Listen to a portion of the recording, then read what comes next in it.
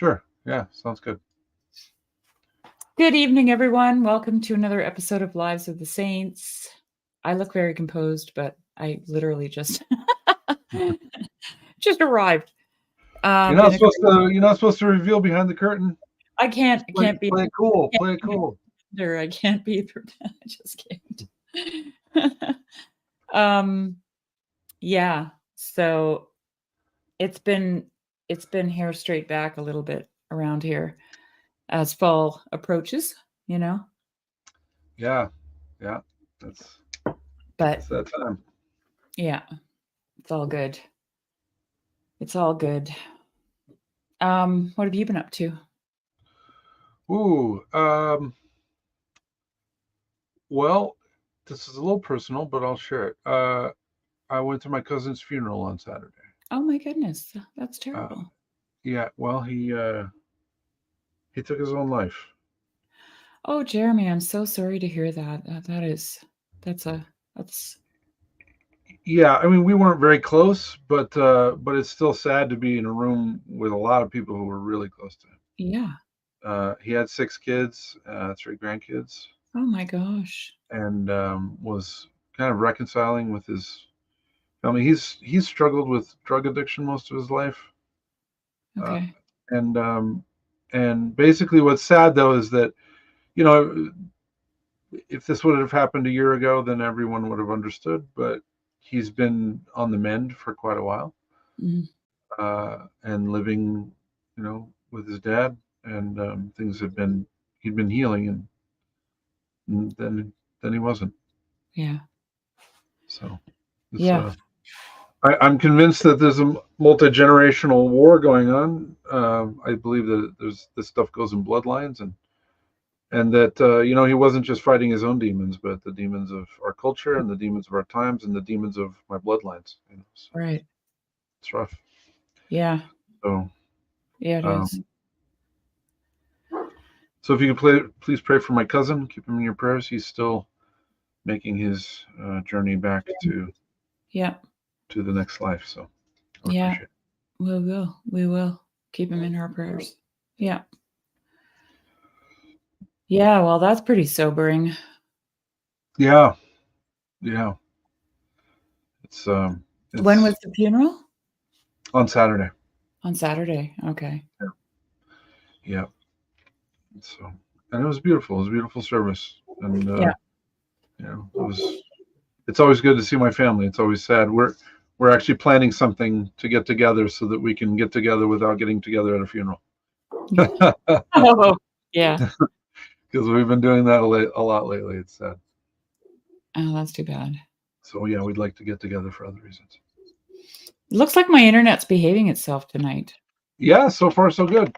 So far so no good. robot-y, everything's smooth. It's good. Yeah. Do you want to hear the little thing I wrote about my hair straight back? I would love it. While we're biding our time. Yeah, that sounds great. I'm keeping a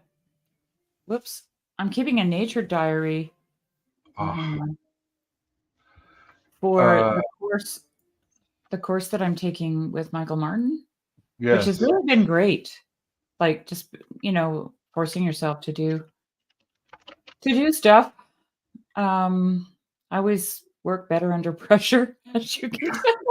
Right. I can relate.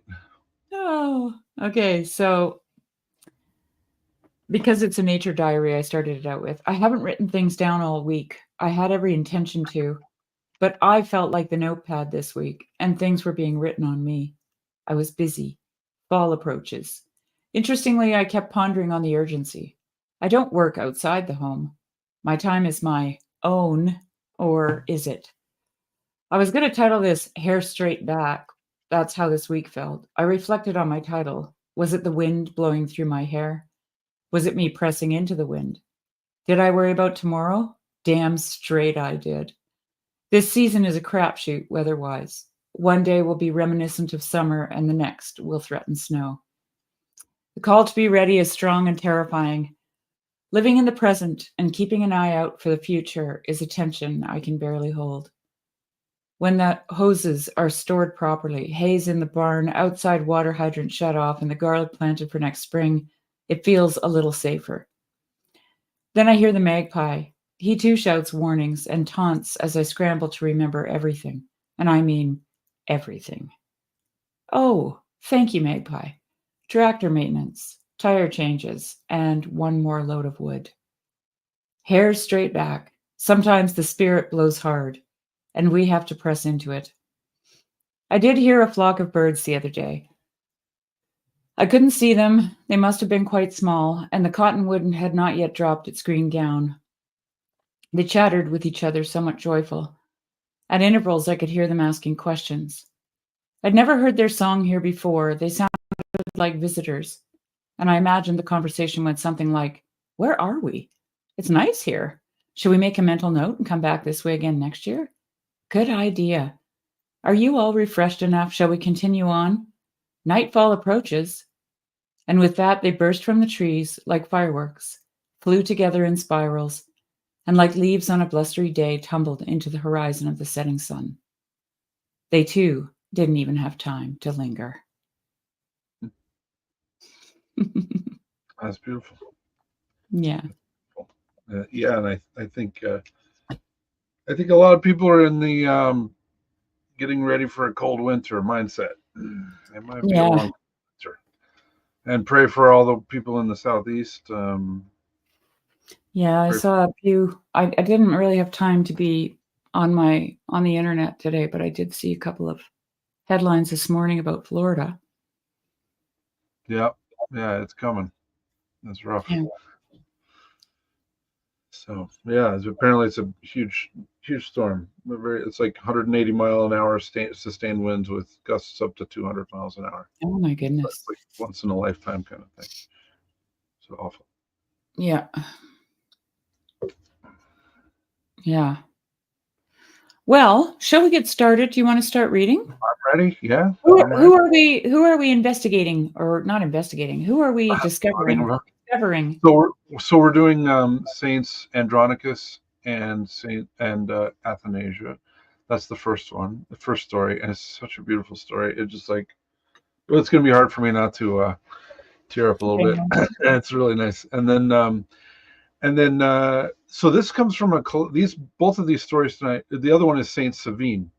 Both of these stories come from a collection of saints. It's the lives of the saints, but it was done in the I think it was in the 1700s, maybe the 1800s, in Europe, and like in England. And it's a pretty great collection. And so I'm drawing from that, and one of the Saint Savine. I did not know Saint Savine before today, or yesterday. I read him, and he lived in France in like the 4th century, maybe the 5th century. And another beautiful story. And there's a church actually that still stands that's dedicated to him, that was built around 1050 or so. So I have some pictures of that, but we'll get to that. First is Saint Andronicus and Saint. All right. Well, I'm going to feature feature the story here. Cool. Okay, this is going to be good. I'm going to shut my camera off for a little bit, Jeremy. Okay, sounds great. Saints Andronicus and Athanasia in the 5th century. This is a modern Roman martyrology by the Greeks. They're celebrated by the Greeks on February 27th, and then Saint Anastasia separately on July 22nd. There lived at Antioch in Syria a silversmith named Andronicus and his wife Athanasia, fearing God and showing love to their neighbors.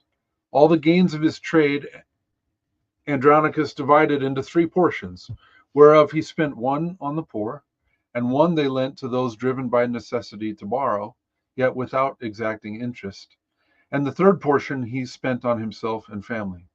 These good people had 2 children, a boy and a girl, whom they loved as the apples of their eyes. Now when Andronicus and Athanasia had been married for 12 years, by the will of God, their 2 children died in one day. The father stilled his grief and worked more patiently and silently at his craft than before. But Athanasia was heartbroken and spent her time by the tomb that contained her little ones in the church of Saint Julian. And she stayed there, clinging to the tomb and sobbing, "Let me die with my children and be laid at their side." But in the night, when all was still, and the lamps burned dimly in the church, there stood an abbot before the weeping woman, and said to her, "Woman, what aileth thee? Why sufferest thou not the dead to sleep in peace?"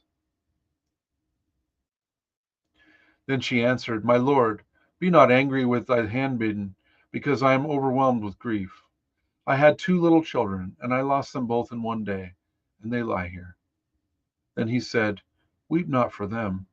For I say unto you, that as human nature craves and cries out for food, and languishes if it find it not, so do thy children crave and cry out where they are to Christ, for the blessedness of future things, saying, Just Judge, give us celestial comforts in the room of those earthly joys of which we were deprived." Now when Athanasia heard this, all her sorrow was turned into joy, and she looked to speak to the abbot, but could not find him. Then she went to the keeper of the gate and said, "Which way went the abbot who was in the church?" But he answered, "There has been no abbot here." Then she knew that the blessed Julian, the martyr, had appeared to her under the garb of a monk. And she went forth and came to her husband and told him all, and besought him that she might together renounce the world and retire into a monastery, where they might prepare to meet their little ones. He consented, for his heart was very heavy, and all his hopes and ambition in this world were at an end when the earth closed over the white faces of his children. Then they made presents to their servants, and gave over the rest of their substance to the heir at law, and taking with them only a little sum, they left the house. But when they had got into the street, Athanasia turned around and looked up at the old house in which she had spent so many happy years, at the window where she had sat nursing her pretty children, and sobbed, and said, "O Lord God, who saidst to Abraham and Sarah, Go forth from your land and from your kindred to a land that I will show you, guide us, I pray thee, in the way of thy fear. So we leave our house door open out of love for thee. Do thou unclose to us the door of thy kingdom." Then both wept and went on their way. And when they had come to Jerusalem, they venerated the sacred places, and they sought the abbot Daniel in the solitudes of Skeet in Egypt, and asked his advice. He bade Andronicus go to the monastery of Tabenna, and then he placed Athanasia in a Laura of Skeet, that she might live in a cell by herself, and only assemble with the monks for the Eucharist on the Lord's Day. And as she was now past the middle life, he bade her cut her hair and assume the habit of a hermit. Thus passed 12 years. And then a great longing arose in the heart of Andronicus to visit the holy places one more. So he asked permission of his abbot, and it was accorded him. He was now a very aged man, bent, and he walked leaning on a staff, and had a long white beard. Now after several days, he arrived towards noon at a tree in the desert, and he would have rested there when he saw another old man with gray hair and face scorched with the sun, leaning against the trunk, exhausted with the heat and with much walking. Then he saluted him and sat down, and the 2 old men fell a talking together. But it must be told that this second old hermit was Athanasia, who was also on a journey to the Holy Land. And when she saw her husband, her heart trembled, but she would not disclose who she was. Andronicus, however, knew her not, for her beauty had been burnt out by the sun and worn away with fasting. So Andronicus said, "What is thy name, brother?" And she answered, "I am Athanasius." Andronicus said, "Whither art thou journeying, my brother?" And she replied, "I go to visit the holy places." Then he said, "My heart yearns for thy society. Let us journey together." So it fell out, by the Lord's providence, that the old man and his wife made their last journey together. And they came together to Jerusalem, and they prayed together, and fasted together, and visited together the sepulchre of the Lord, and together received the Holy Eucharist. Then said Andronicus, We will return to Egypt, and if it please thee, we will return together. And Athanasius said, I am well pleased that it should be so. And when they came to the tree where they had met, then Andronicus pointed with his staff and said, Thither lies my way. And she pointed in another direction and said, But my way lies yonder. And both were exceedingly sorrowful. And then said Andronicus, Brother Athanasius, we are both old, and ought not to dwell alone. Thy company has been to me passing pleasant, and now I cannot bear to part with thee. Come and share with me my cell, and should I die first, thou shalt close my eyes. But if thou diest first, then I will lay mine hand on thine. And Athanasia turned her face away, and wept a little, and then said, I will come with thee, my brother. So the old people were reunited. But Andronicus wist not that his companion was his wife. Only a great tenderness and love for his associate was manifest in him. And thus passed several years. Now there was an old hermit whom Andronicus knew, who visited his cell at intervals, and conversed on heavenly things with him and Athanasius his companion. One day, after this old hermit had left, Andronicus came running after him with tears on his cheeks and crying, The abbot Athanasius is migrating to the Lord. So the hermit returned and found Athanasius lying ill with fever, and the sick monk wept. Then said the hermit, What? Dost thou weep when thou shouldst rejoice that thou art on thy way to meet the Lord? But she said, I am weeping for my friend Andronicus, for I know that he will miss my society. And now, I pray thee, when I am dead, thrust thy hand under my head, and thou wilt find a scrap of writing, and do thou give it to Andronicus. Then they wept around the dying monk, and the Holy Eucharist was brought, and Athanasia received the Lord's body and blood, and sighed, and fell asleep in the Lord. Now when the monks came to place the dead on a bier for the funeral, a slip of parchment was found under the head, and it was given to Andronicus. And when he had read it, he lifted up his voice, and wept aloud, and threw himself on the corpse, and said, This is my wife, Athanasia. So it was known through all the desert cells that the old abbot Athanasius was in truth a woman. Then from every monastery and cell came forth monks and anchorites, even from the remotest rocks, far away in the wildest wastes. And they came in their white vestments, after the manner of Skeet, waving branches of palms and green boughs.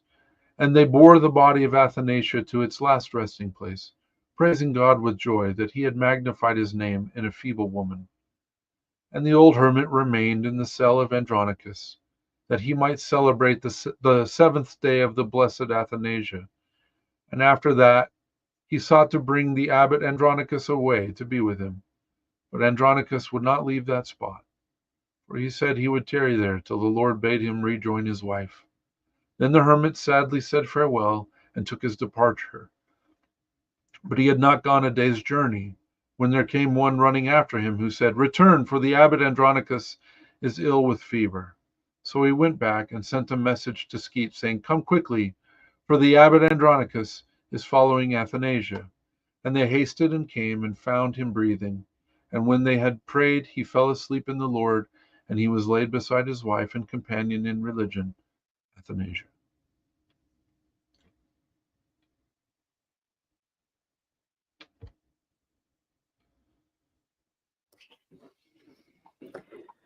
Well, that was an amazing story. Yeah, it's very beautiful. It's a very beautiful story. I'd heard it before, but it had been a while, and that one's a very, very moving story. And this is Saint Savine, and like I said, I had just learned about him yesterday. So he is celebrated this week as well in October. So that's why we're reading him today. Okay, that's great. Let's see. So he lived, I believe, in the 5th century. There we go, Saint Sabine. I just have to tell Grim I didn't know who they were, Grim, when I wrote it up. Yeah, I didn't tell you until it was too late. Sorry. Jeremy's very secretive about his saints. Yeah. Well, they kind of come crashing through the door usually. Sometimes it's not until the last minute. Yeah. But this case I did know yesterday. I should have told you. Please forgive That's okay. It's okay. me. Saint Sabine. It was the good fortune of the writer in boyhood to occupy one summer a chateau in the Vale of Lavadon on the mountainside, opposite the height on which. Oh, and by the way, these are French names. I'm terrible at French. Please forgive me. I'll do my best, but I do not speak French. I speak American. Okay, so um, it was the good fortune of the writer in boyhood to occupy one summer a chateau in the Vale of Lavadon on the mountainside, opposite the height on which stands the interesting church of Saint Savine. By the way, that church is still there, and it was built in around 1050. The Vale of Lavadon, one of the most beautiful in the Pyrenees, is now rendered famous by having Lourdes, the noted place of pilgrimage, at its mouth. It is traversed by those who seek the baths of Cauderetz or the beauties of Lutz and the Cirque of Gavernier. Argelès lies at the mouth of the lateral Val d'Azun, which opens into the Lavadon. Thence a road ascends, shaded by chestnuts and oaks, to the rich Romanesque west entrance of the once famous and still interesting church of Saint Savine. The first appearance of Saint Savine is eminently striking. The massive walls, the large rude stones with which it is built, its beautiful portal, its exquisite side door, its strange extinguisher-shaped spire, the large space which it covers as if it were the sole occupant of that noiseless, deserted village that surrounds it, impress one with mingled sentiments of admiration and regret. The present church dates from the 12th century and has been frequently described by archaeologists. In the choir of the church, formerly abbatial, there is a series of paintings on wood in compartments, which set forth the most remarkable events of the life and death of Saint Savine. These paintings are ascribed to the 15th century and exhibit no small artistic merit. It would be desirable that some competent hand were employed to restore them, as the coloring begins to fade and the inscriptions have become indistinct. Saint Savine was born at Barcelona sometime in the 8th century. Shortly after his birth, his mother was left a widow and devoted herself with assiduity to his education. She directed her labor to form his young mind for God rather than for the world, by imparting early principles of piety and religious knowledge. His precocious intelligence admirably responded to her care. As he was born in a high position, it was considered desirable to finish his education by residence in foreign countries, and his mother, with difficulty, was induced to consent that he should pay a visit to the court of his uncle, Hentilius, Count of Poitiers, which was one of the most brilliant then in France. Savine left his beloved mother with a heavy heart. His secret intention was to seek that knowledge alone which could profit his soul, and accordingly, on his journey, he avoided the highways of great cities and sought his lodging generally in the Benedictine monasteries. In due time, he arrived in Poitiers, where he was cordially received by his uncle, who caressed him as his relative and treated him with all the dignity due to a young prince. As a mark of his confidence, Hentilius placed him in charge of the education of his son and heir. This employment, which was one of distinction, had no influence upon the heart of Savine, and he continued to divide his time between prayer, the duties of his situation, and the care of the poor. He lived with the greatest simplicity, fasted rigidly, dressed modestly, and kept a most frugal table. He resisted all the temptations to pleasure which surrounded him in that luxurious court, and labored to inspire the mind of his pupil with the sentiments of piety and charity by which he himself was animated. There is a pleasing sketch of this event of his life in one of the compartments of the pictures which have been mentioned, with the legend, I will not attempt to pronounce that. The result of this teaching in the heart of the young count was an earnest desire to unite himself to his cousin, and with him devote his life to the service of God in a monastery. With this intention, he left his father's house secretly, and retired to the monastery of Legouge, dedicated to Saint Martin, under the rule of Saint Benedict, near Poitiers. Nothing could exceed the anguish of the countess, his mother, upon learning this intelligence. She sought Savine at once, threw herself at his feet, and in her desolation implored him to bring back to her that idolized son whom she had confided to his care. She cried out, "Restore to me my child. It is you who have taken him away. You have a mother yourself. Think what would be her grief if you were to abandon her forever." She called upon Savine instantly to depart, and compel his cousin to leave the monastery and to return to the parental roof. But he replied that he too had left a mother by whom he was adored, and that he too had renounced the most brilliant prospects, that he too had resolved to abandon the world, and that he never could advise another to hesitate at a sacrifice which he himself was about to make, that his divine master had said, "He who loveth father or mother more than me is unworthy of me." He hastened to the monastery,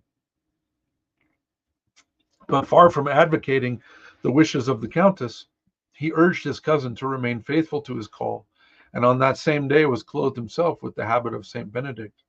He, with his cousin, entered the novitiate, and during 3 years, these two young friends, to whom the world offered so much of its pleasures and honors, voluntarily subjected themselves, for the love of Jesus Christ, to all the austerities of the cloister, its obedience, its silence, and its poverty. The ceremony of their clothing is represented in one of the pictures, another French phrase. The ascetic spirit of Savine was not formed to be content with the simple monastic rule. It aspired to higher things and sighed for greater perfection in the eremitical life. He consulted the abbot, but he prudently refrained from advising him. Savine, however, persevered, and soon overcame all doubting. He bade adieu to his cousin and the monastery, traversed France with the staff and in the garb of a pilgrim, living by the alms which he begged on the way, until a divine inspiration directed him to the valley of which he was ordained to be the patron and benefactor. Having reached Tarbes, he presented himself to the bishop, who then occupied the see of St. Justin and St. Faustus, and having informed him of his project, obtained his approbation and benediction. Having penetrated the mountains by the glorious valley of the Lavandin, he found a spot of unspeakable beauty, near where the Pic de Vixen apparently closed the valley. Here there existed a Benedictine monastery, which had been built upon the ruins of an ancient castle, believed to have belonged to the Gallo-Roman epoch, as its name Palatium Aemilianum would indicate. This name it retained until the death of Saint Savine. Savine addressed himself to the abbot of this monastery, whose name was Forminius. His reception by him forms the subject of one of the pictures, another French title. The abbot received him hospitably, and learning from him his design, was not slow to recognize in it the marks of a true vocation. He desired much to retain the hermit in the vicinity of his monastery, and with this object conducted him to a solitary spot in the mountains called Puy-Aspé, about 2.5 miles distant, wild, uncultivated, abrupt, with the mountains of Caballeros at its back. However beautiful was the view that met the eye from this spot, it was an interest of a different order that determined Savine to adopt it for his abode. From this place he could see between the rocks, in a solitary valley near Villelongue, the hermitage where a countryman of his, Saint Orenz, had lived in solitude for many years, until called to the see of Auch. And this association had a charm for the soul of Savine, giving him, as it were, a companion from his native land to encourage and support him in the desert. Under the shadows of these lofty mountains, generally covered with snow and enveloped in frequent fogs, with a climate as cold as if it belonged to the frozen north, Savine found a retreat suited to his mortified spirit. He built with his own hands a small hut, which was scarcely adequate to shelter him from the weather or to protect him from the wolves and bears. It took but little time to construct this cabin, which was 8 feet long and 5 feet broad, the walls of dry stone and thatched with rushes.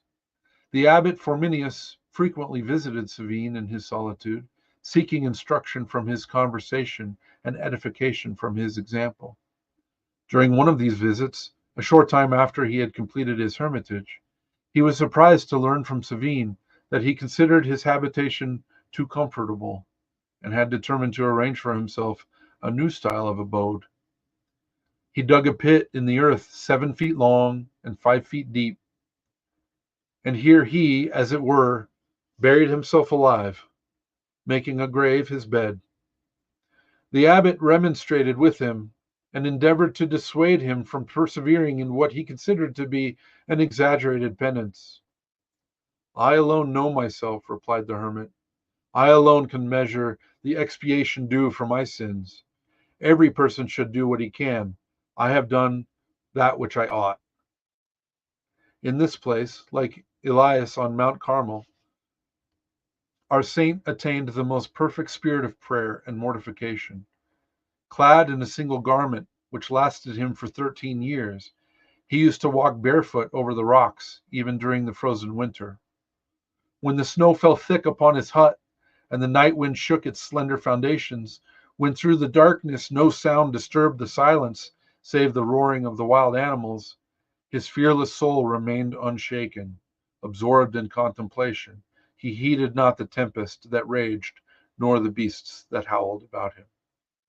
Savine suffered much during the summer from thirst, the little spring which supplied him being dried up by the excessive heats. On one of these occasions, in seeking to allay his thirst at a neighboring well, he had to cross the meadow of a person named Cromas, belonging to the village of Uz. This man, irritated at seeing a beggar, as he thought, trespassing upon his land, sent his servants to drive him away. They executed his order with much brutality, and one of them struck the hermit and injured him severely. Savine bore this with patience, but, if we may trust the legend, his divine master, taking vengeance into his own hands, showed that his servant could not be outraged with impunity. The man who had assaulted him became possessed by the devil, and his master was struck blind. But Savine, in his charity, fell upon his knees and implored the Lord to relieve the afflicted transgressors, and thus enable him to repay evil with good. Thereupon the servant was delivered from the demon, but his master, Cromas, was condemned to remain blind for many years, until, touching the saint's body after his death, he miraculously recovered his sight. This incident is represented by one of the pictures, another French title. Having thus failed in his effort to slake his thirst, he sought relief from God, and like Moses of old, striking the rock with his staff, there issued forth an abundant stream which continued to flow to this day. As Savine progressed in holiness, the fame of his sanctity extended throughout the country. Whenever any misfortune befell the shepherds on the mountains, they resorted to him, certain that his prayers would protect or relieve them. His heart and his hut were always open. I like that line. If he had not wealth to share with them, he had words that consoled, prayers that healed, and counsels that supported. A priest of the valley was one day crossing the bridge of the Gave near Pierrefitte when suddenly he and his horse fell into the torrent. At the time, the waters were swollen by the melting snow, and the priest felt himself carried along in the flood to destruction. In this position, he lifted his soul to God and his thoughts to the solitary of Poyet-Aspet. Savine happened to see the accident from a distance, and, witnessing the struggle with death, he prayed in faith and tears for the deliverance of the drowning man, whose horse, by a desperate effort, reached the bank. The priest, recognizing in his rescue the interposition of Savine, hastened to Poyet-Aspet to thank him for his preservation. This incident is portrayed in the series of pictures Another French Title. There is a tradition in the valley that one evening, being in his cell and wanting a light, he put the candle to his heart, which emitted a flame that communicated itself to the taper and continued to burn vividly throughout the night. At last, Savine drew near to the close of his earthly pilgrimage. Like so many holy men of all times, he had a presentiment of his approaching death, and accordingly sent for the abbot Forminius to bid him a last farewell. The abbot answered that he could not come until the next day, as he was detained by business of the monastery. Thereupon Savine sent a second messenger to him to say that tomorrow it would be too late, for a greater occupation would engross him.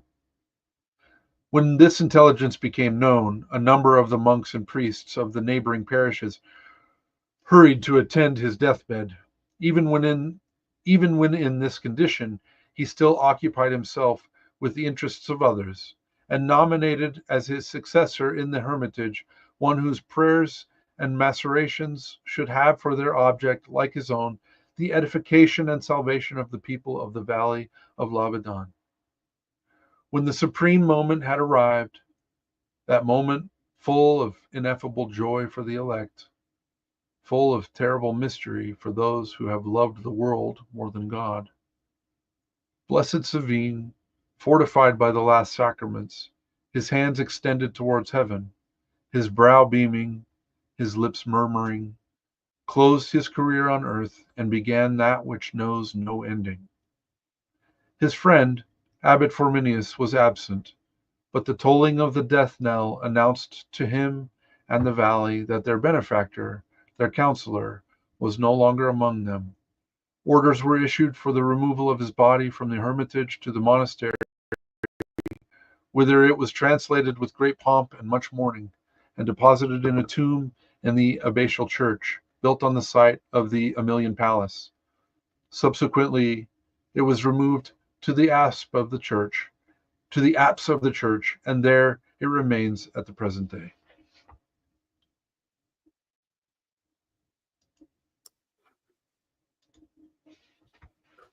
Do you have any icons of those guys? I See if don't you know. do. Let me look. Yeah, let me look. Yeah. I didn't hear the first part of Saint Sabine because I was chasing geese around my yard. Yeah, I was so glad you were still reading when I came back in. Oh, good.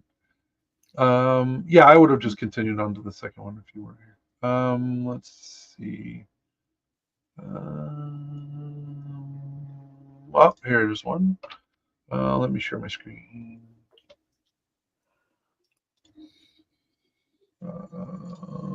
Here.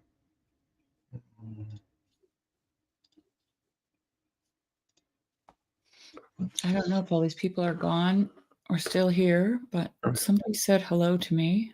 Don't know who that is. Oops. And Joy. So that is Saint Andronicus and Saint Anastasia. Although there you can't really tell that she could be mistaken for a man. Yeah. Well, he was also very old, so she must have been very old. I mean, yes, I think they were both very old, and he was probably pretty blind. Change a lot. Cataracts, maybe. I don't know.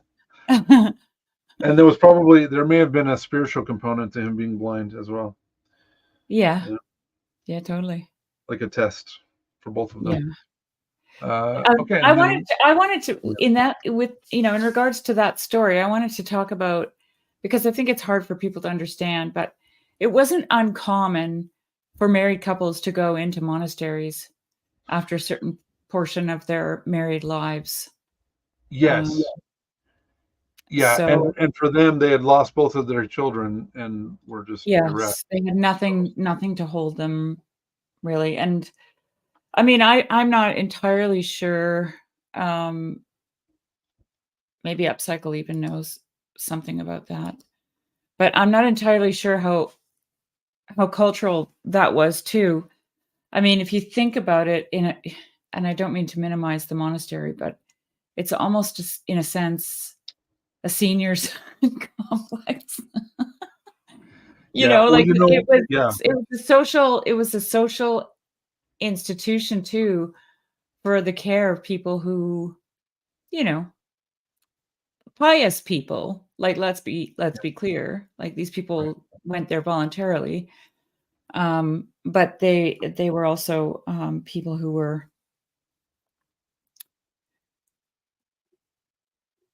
old or yeah. It considered. still continues to be the case. Widows and widowers will go into a Yeah, monastery. That definitely happens. yeah. And Uh, it was really not that uncommon. I just wanted to make that. yeah. Mhm. the the geese were not chasing me, no. My geese are actually pretty amazing. Yeah, Joy. There's quite a bit of that actually in the lives of the saints, and just historically speaking. There's quite a bit of married couples where the wife goes off and she becomes an abbess and the husband goes off and, you know, so yeah. Yeah. Well, and in this case, it was particularly unique in that they lived together, and she Yeah. didn't reveal, Yeah. and so her ascetic struggle, knowing the whole story is even more astonishing. It's more Yes. startling. It's like, Yeah. Yeah. And I mean, the humility on display with that, right, where she's just living with him but not revealing. and caring for him even. Yeah, right. Yeah, And then going before him, she was loath to leave him behind, right? It was so yeah. beautiful, I actually. know, it's such a beautiful story. I love it. Yeah, Love it. really beautiful. Yeah. Yeah. And there are a number of female saints who hid their gender in male Yes. monasteries. Yes. Yeah. Mhm. There Tricky, was one. There was tricky one. I remember. I rabbit. don't remember the saint's name. Forgive me, but she was accused of fathering a child. Yes, we did that one. Yeah. Oh, we did. Right. Oh, We yeah. did. That's right. And What then, was her yeah, name? was I wearing. think that I was can't last remember. week, actually. No, it was quite a while ago. But Was it? yeah, Okay. yeah, It's yeah. terrible. I can't even remember their I names. know. I feel bad, but there's so many saints. It's hard to remember all their names. Yeah. Yeah. So I did find an icon of Saint Savine as well. Good. So let me Yeah. share that. Stop, present, share screen, Saint Savine icon. Yes, April. I think that's very much true too. Although I don't know how tempted he could be at his age, but still. Yeah, no, I think it was more. I mean, I think it was more like hiding so that they could be together, without Yeah. feeling I bad. mean, they were theoretically married, so there was nothing stopping them, but it would have stopped their own ascetical journey. Like, Yeah, it would have interrupted that to some degree. yeah. So this is Saint Savine. This is this. They said this is actually from that church, from Oh, interesting. his church. Oh, and yeah, you can see kind of pictures in the background of his church as well. Let me Yeah, let's have a look at at the church. that part of France if we Saint can see. Savine. Yeah, it's phenomenal. Wow. It's huge. Yeah. The rumor is it was originally built by Charlemagne and then rebuilt around, I think it was in the 1100s, 10 and And this 1100s. is northern France? Oh, wow. Let's that I don't. Yeah, it's like It's right in the middle. It's right in the Pyrenees. Yeah, because it was saying it was cold there, right? Yeah, yeah. It's in the Pyrenees. I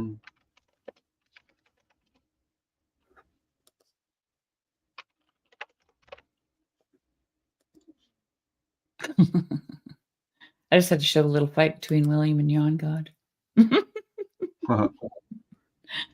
Yeah, this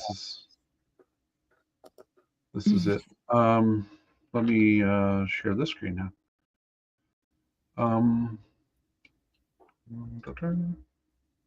Oh, okay. Whoop, nope. Sorry. Bad at It's okay. bad at this still. Stop. Present.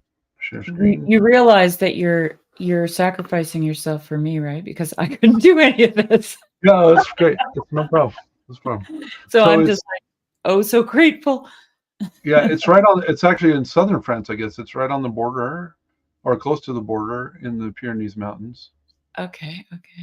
So it's here, and let's look at some of the photos because they were pretty great. Let's see. Yeah. Photos. And boomer moments over here. Here we go. Oh yeah. No. So this looks like the other view from the other angle. Still an active monastery, obviously. Yeah. That is unbelievable. Oh, here we go. Here's some of the paintings. Mm-hmm. You can see them. Those were original from the, or well, I guess they said in the account of his life, it said those were painted in the 15th century. Yeah. Paintings there. So, wow. Look at that. Yeah. That's beautiful. Wow. Well, I guess we know where we're going on a field trip. Are we going to do a Lives of the Saints field trip? Wouldn't that be fun? That would be amazing. Are you kidding me? Don't tempt me. I would totally do We're going to that. have to. We'll be fighting over where we want to go. Should we go to Russia? Should we go to Romania? Should we go to Greece? Should we go to? No! Oh my goodness! Wow. Yeah. Or now France. Yeah. So this is for those of you who are peasants like me. This is a pulpit. So you would go up the stairs, and so when you go into monasteries, like I've been to several Orthodox monasteries, they have one of these in the room, in the dining room, and while everyone's eating, you're not talking, and there's someone who's up on the pulpit, and they're reading a spiritual reading while everyone's eating. So most of the old churches had those, even in the Swiss Reformed Church. That's an old pattern. And it's because they didn't have microphones, right? Like a lot of people, moderns or whatever, they assumed that it was a show of superiority. Yeah, and maybe there was a little bit of that, but it was mostly to carry sound, right? Right. And so everyone could see that person. Yes, exactly. It was also that, yeah, so everyone could see them. Yep. Yeah. Yeah. Well, I grew up in Mormon church, so we did not have these. I mean, we had it like just the stand at the front was called the pulpit, but yeah, as in traditional most Protestant churches. Yes. Oh, that's a beautiful bridge. Look at that old stone bridge. Oh my goodness. Don't even start with that. Don't even start with that. It's too nice. Look at that. Oh my goodness. Why can't we have nice things anymore, Shari? So beautiful. Look at that. Oh, yeah. I love the iconography right in the wall too. Look at that. I know. That's unbelievable. Gorgeous. Okay, well, that's St. Savine's Church. Yes, thank you. Yeah. So there were a couple things I wanted to highlight from his story that I heard, because part of it I missed because I was chasing geese. Well, I wasn't chasing them. I was herding them. And by the way, they're very easy to herd. Like you can drive them at a distance with a stick, and they just there you go. they have quite a large perimeter, invisible shield, and you just have to tap on that invisible shield, and they move in one direction or the other. Oh, there you go. So yeah, it looks like you're magic from behind, right? Because you're like at least 20 feet away, but you can get them moving wherever you want. So anyway, one of the things that was mentioned in the reading was that he was going to I don't know how exactly the terminology was in the reading, but abandon the world. But then in the story, his hut and his heart were always open. Oh, I love that line. Right? Oh, I love that. And his care and concern was for the people of that valley. Yeah. They went to him for everything, and so this abandoning the world, and I think you talked about this before, it's not necessarily the world, like the earth and the people of, because here's another thing I'll say about monasteries. I know at Mount Athos, they've planted thousands of trees on that island. Yes. I can't remember which monk it was that wanted all the trees planted. Do you remember? Maybe Upcycle knows. No, I don't.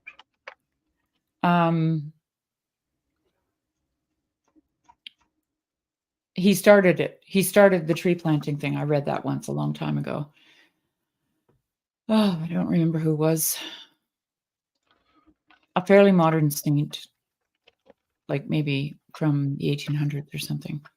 Anyway, so there's a real love for animals. There's a real love for the earth and a love for the people, but there's an abandoning of the world, and that phrase can be misconstrued, and is misconstrued, in my opinion, because that's a, how do I put this? It's a very personal abandoning of the world. Like, Yes. like he actually said, oh, there we go. Is that who it was? Upcycle, St. Athanasius, who planted all the trees? Or started the tree planting thing at Mount Athos. What was I saying before? Oh, personal. Well, yeah. The death to the world. Yeah.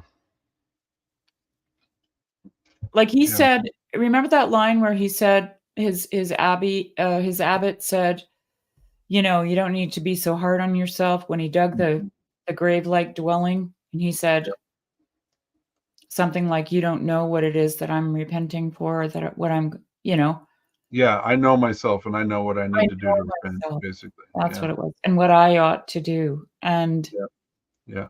Oh, here it is. I alone know myself. I alone can measure the expiation due for my sins. Every person should do what he can. I have done that which I ought. Exactly. So this abandoning the world is very personal to each person. Like St. Mary of Egypt comes to my mind immediately, right? Like she was working something out. It took her a long, long time, and she had to be alone for it because of the because she did. Yeah.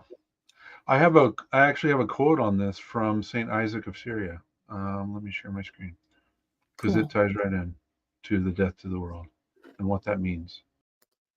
Oops, sorry. Yeah, it's all right. There we go. Oh, little trigger happy here. Happens. The world.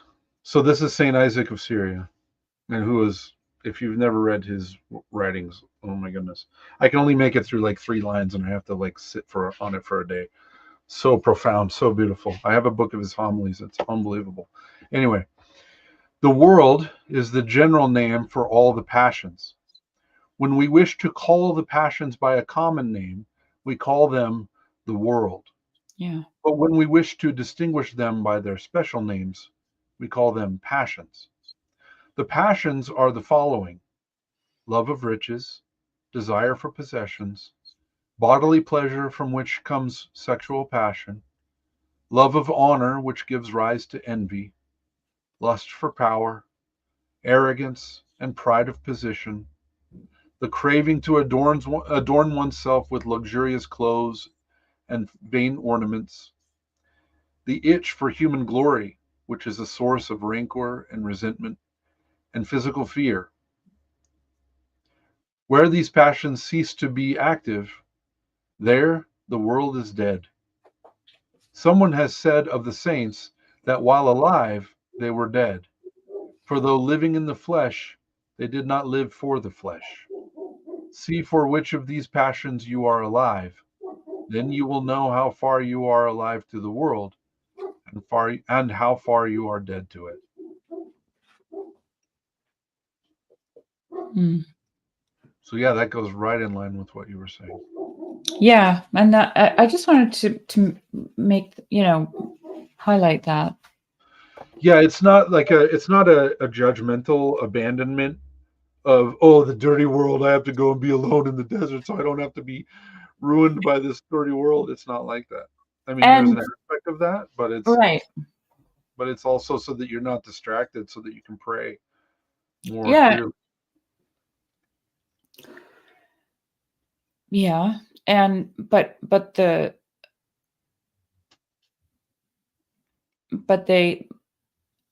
I always like to think of hermits or even monks in monasteries as living for the life of the world, like dying to themselves for Yes. the life of the world, right? In that Yes. Yeah. in that order. Yeah. Yeah. I'll be right. Okay. Sounds like you have a visitor. Anyway, yeah, if you guys haven't read Saint Isaac of Syria, there's a book. It's called the Ascetical Homilies of Saint Isaac the Syrian. Man, it is just very beautiful, very beautiful stuff.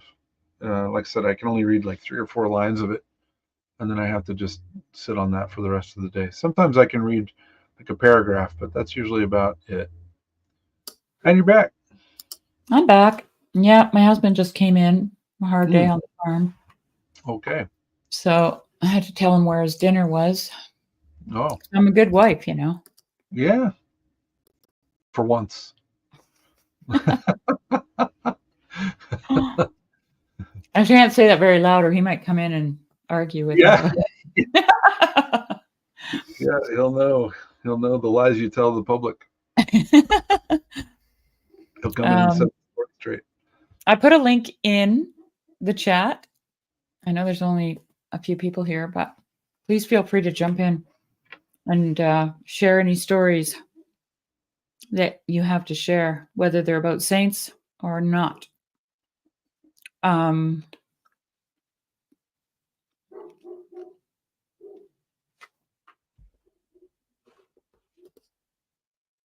7 to 1100 many Coptic foundations faded.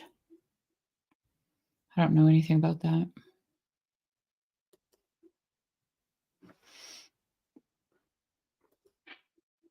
Hermitage is a worldwide behavior back to the Neolithic.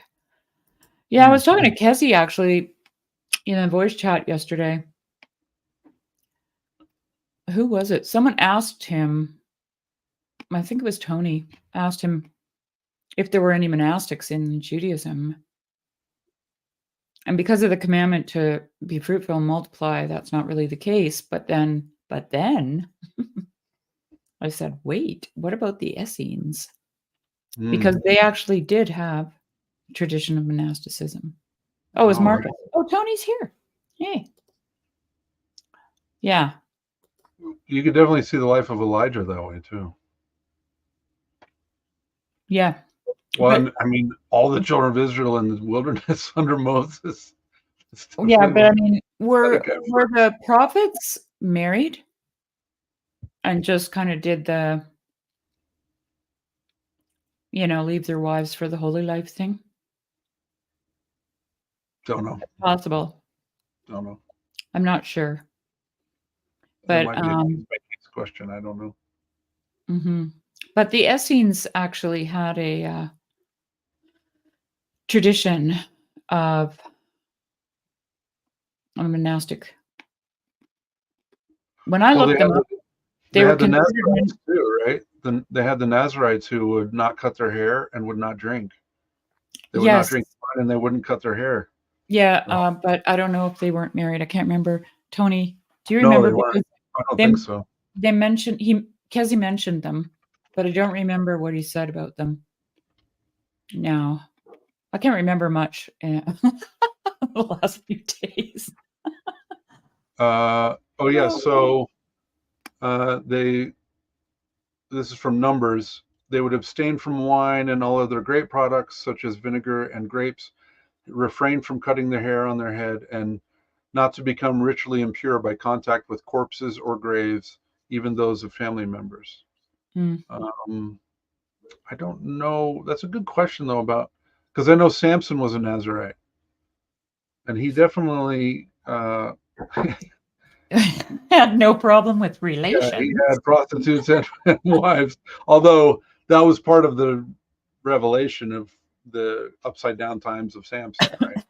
Because he was a Well, Nazarite who engaged yeah. in stuff. Yeah, I don't see anything about being married or not being married. Mm. Kezi answered it yesterday, but I'm just going to Google it. Could Nazarites marry? Yeah, where's The AI? anonymous, I don't know, this is from Wikipedia. The anonymous author of The Cave of Treasures writes, and the priest shall be a Nazarite all the days of his life. He shall not take a wife. He shall not have a house to dwell in, and he shall not offer the blood of animals or fowl. Rather, he will offer bread and wine to God. Oh, there you go. But I don't know if that's, that's Wikipedia. So Right. Yeah. I'd have to, yeah. Yeah. Yes, But right? yeah, we had the Essenes and the Nazarites. You're right. Essenes were ascetic, yeah. And I think they were both, William, you probably know better than me, but men and women monastics in the Essene communities, right? Oh, no, excluded. I'm just looking it up. Generally excluded women. Mm. The Essenes clustered in, this is from Britannica, monastic communities that generally at least excluded women. Property was held in common and all details of daily life were regulated by officials. The Essenes were never numerous. Pliny fixed their number at some 4,000 in his day. Which is a lot, actually. Yeah, for back in the day. Eh? Mm-hmm. Yeah. Well, and as far as I know, the Essenes, the main reason they originally left was they were old calendarists, basically. They were sticking to the calendar that had been given. They said it had been given to Adam, that had the 364 days in a year. It had 52 weeks of 7 days. And the reason that they stayed with it is because so that way the holy days would be on the same day of the week every year. It didn't shift. The holy days didn't shift around, and the Pharisees were trying to reconcile or gain favor with the Romans, and so the Pharisees and the Sadducees adopted the Roman calendar and shifted over to it. And that's what caused the Essenes to split off. And the Essenes were like, no, we're staying with the original calendar. And then the original calendar just died in the desert with them, as far as I know. Because I think, as far as I know, I think the Jews follow a 365-day calendar, but I'm not sure on that. But I'm not sure either. I've heard Joseph talk about it a little bit, but I don't remember. Too much information, Jeremy. Yeah, I know, right? I know. But when you were talking about it, I was thinking calendars. Haven't they caused a lot of problems? Oh wow, yeah. Oh, that's just a whole topic. That's a whole pet Isn't topic of mine. It's one of my obsessions, honestly. Is it? Uh, I yeah, love yeah. your obsessions. I love your obsessions. I think we're related. And by the way, we need to acknowledge Upcycle. That was a very I that was. did. Oh, I okay. I'm did. sorry. Missed it. Yeah, that was Yes. a very nice An gift. unbelievable upcycle. God bless you. Yeah, Yeah, really. Thank you so much. That's thanks. amazing. But That's amazing. yeah, so calendars. Oh man, so it's so funny. Well, I got obsessed with it because just because of computer programming and having to do stuff for time zones and doing stuff for you know looking back in time and so learning more about calendars, and then you start going back and like trying to project them backwards, so like because our calendar didn't come around until the 1500s. Before that we were on the Julian calendar, and then most of the Orthodox Church still uses the Julian calendar, and the differences, and then getting into and then the Jewish calendar. But there's also like the Japanese and the Chinese calendars.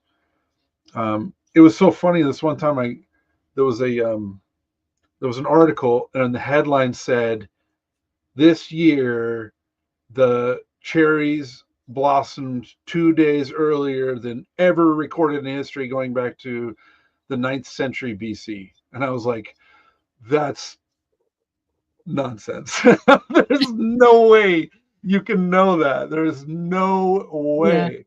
And they were just like, "Oh yeah, no, we have those records." And they did. But what they don't understand is like, so the Japanese would start every time there was a new emperor, they would have a new year.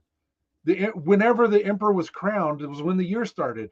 And they just did like makeup times, and everything shifted around, and like it wasn't like this idea of linear time is really new. It's a Yeah. really new concept, and we just like think that people have always thought about um, linear time the way we think of it, and it's just not true at all. They didn't really have like these hard and fast rules for you know when you have a New Year day and what day fell on what, and it all moved around. So anyway. So there, like Michael Martin was saying that Easter was always determined by, oh, now I can't remember exactly, something, so much time either before or after the first full moon in Well, okay, after so the yeah, equinox. so After the Easter, yeah, equinox? yeah. So the one of the very first early controversies in the church was, do we celebrate Pascha, Easter, on Passover, or do we do it on the Sunday following Pascha? Yeah, and Passover And is the, determined by equinox and the full moon, right?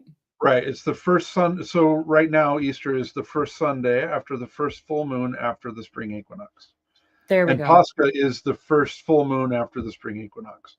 But then Okay. in the early church, they moved it from the day itself so that it wouldn't move around, and it would always be celebrated on Sunday because Mhm. Christ rose on Sunday. So they always wanted to commemorate it on that day, the Yeah. resurrection. Yeah. Yeah. So yeah, it's the first Sunday after the first full moon after the spring equinox, Yeah. Yeah. or the vernal equinox, as you would call it if you're from Vernal, Utah. Perfect. Yes, so, you know, I mean, it only makes sense that for the ancients, the year would have been marked by equinoxes, by the stars, right? Right. And the movement of the planets and whatever. That's how they determine time. Yes. Well, and here's another little fun thing that I just kind of accidentally just realized was that, so if you use a sundial to divide the day up into the 12 hours that the Romans did, right? Um, the the hours are longer in the summertime and shorter in the wintertime, right? They have more because you're dividing the daylight evenly into 12 segments, and those are 12 hours. Well, in the summertime you have up to like an hour longer or an hour and a half longer of all day, maybe even 2 hours of Hmm. extra sunlight. So your hours are longer Oh, like so a you have, higher number of minutes, right? right. Oh, I see what you're saying. Okay, so an There's hour more has, minutes in an hour in the summer than there is in the winter. right. Like the way we would think of it, right? The Yeah, way we would think of it. Like yeah, if they're yeah. just dividing it into 12 segments, but they're dividing a more, greater amount of time into 12 segments during the Well, summers. And yeah, like I remember talking about this. I don't know where it came in, but just the invention of the clock and how that changed time for people because people yeah, became hyper aware of every minute, every second, right? yeah. And what's interesting about that is in the book The Apocalypse of St. John by Emil Bock, he talks about the end of time, that phrase, as actually indicating an intensity, an increased intensity of time. So like a time compression Mm-hmm. where you actually feel the pressure of time on you, you know? Mm-hmm. So, like, just when you were talking about the sundial and how the hours were longer, I was I was right away thinking of when I was a kid playing outside. If my mother said I could stay out for an hour, it would have Yeah. been more, and I would have been happy, right? Right. Right. And I would have had a completely different sense of time because in the summer, my hour was 2 hours or whatever, Yeah, like, exactly. Yeah, exactly. Right. and so time would have been a quality and not a quantity. Could I say that? Well, it would have been, it's not a fixed, an hour was not a fixed amount of time. Right, so Yes. it wasn't quantified, it was qualitative, don't you Yes. think? It Yeah, you could depended put it that on way. Yes. Yeah. I mean, it depended on the heavens, Right. on what was going on with the sun and the moon and everything, Right. Right. So, right? So yeah, the reason I got into this too was I'm developing an app that will tell you what the hours of prayer are during the day for your location, so that, because we loosely tie it to 9 a.m. for third Mhm, hour, six or mhm. noon for sixth hour, 3 p.m. for ninth hour. I wanted that to be the way it should be according to the sun, not according to the clock, right? Right. And so that And is what's it interesting too, right? well, it's Where really it's every just day dawned the on times me. between the prayers are getting longer Yeah, from it's spring totally until summer, and then they're getting closer together from summer until Jeremy, you're making my world bigger right now because winter. because all the talk of time in the ancient world would have had a totally different feeling to it. Like, that's something that I mean, I've thought about that in terms of, talking about the transcendent, the divine, about God, because we always have to quantify everything, and God is, resides in a timeless world where the past, present, and future are all the same thing. So we have a problem understanding a lot of things as a result of that. Mhm. But then again, when time is brought up in ancient manuscripts or ancient writings, like the scriptures or anything else old, whoever wrote that down had a totally different feeling for what that meant, Yes, yes, right? yeah, undoubtedly, yes, Just right, like what we talked about with, abandoning the world. We're like, that's right, Gnostic. But yeah, it's but yeah, it was the opposite. It was like dying to yourself for the earth, right, for the life of the world, right? yes. It was a death to the passions. Yeah, yeah, yeah. William's agreeing with me. Quality. Wow. Yeah, no, it's, well, Good to read. so it was only the only reason we have time zones was because of the rail, the train system. That's where time zones came from. So they developed the time zones, and because normally the time, like for town was just whatever was on the church clock. And it usually didn't even have a minute hand. They only had hour hands until the 1800s. And then they started, I mean, some clocks did, but most clocks did not have minute hands. And then they started adding minute hands as travel became more widespread and trains started becoming more widespread. And this idea of wanting to know what time it was. And so they did the time zones so that you would always know that you had breakfast at 7 a.m., that you would know that you had lunch at noon, right? No matter where you were. And so the time moved to wherever you were. But yeah, it's a fascinating topic. I could It go. is so fascinating, actually. Like just even that, just thinking about eating, because okay, I'm going to mention the carnivore diet again, please. If anybody has a problem with that, close your ears. But with the carnivore diet, you eat when you're hungry and you stop when you're full. And satiety is it's almost immediate because we have a hormone in our body that is released right when we achieve like our protein and fat needs. And so you have this instant satiety, right? Where you're just starving, you're eating your meat, and then all of a sudden you're like, oh, that's it, I'm done. And it's not a problem to stop eating. Like it's really not. I saw your egg video, but You know why I share those? Why I keep those up? Because my that was dad so is in there, awesome. and yeah, my brother likes to see my dad, so I Oh keep my them. gosh, I love it. I'm so glad I got to see it, Jeremy. It was just Well, it amazing. also keeps me humble, so it's good. No, it was so good. Where I came But from, here's the I was a thing, like goofball. the reason why you want to throw up when you've eaten too much protein is because that hormone. It'll actually make you throw up, right? Yeah, yeah. So, and so I can imagine for a lot of ancient people who weren't living with a clock, they were eating when they were hungry, and they were, so they didn't have set times. Right. It wasn't like like it wasn't like the tribe all got together at noon for lunch. Well, the closest you would get, I would actually submit, like,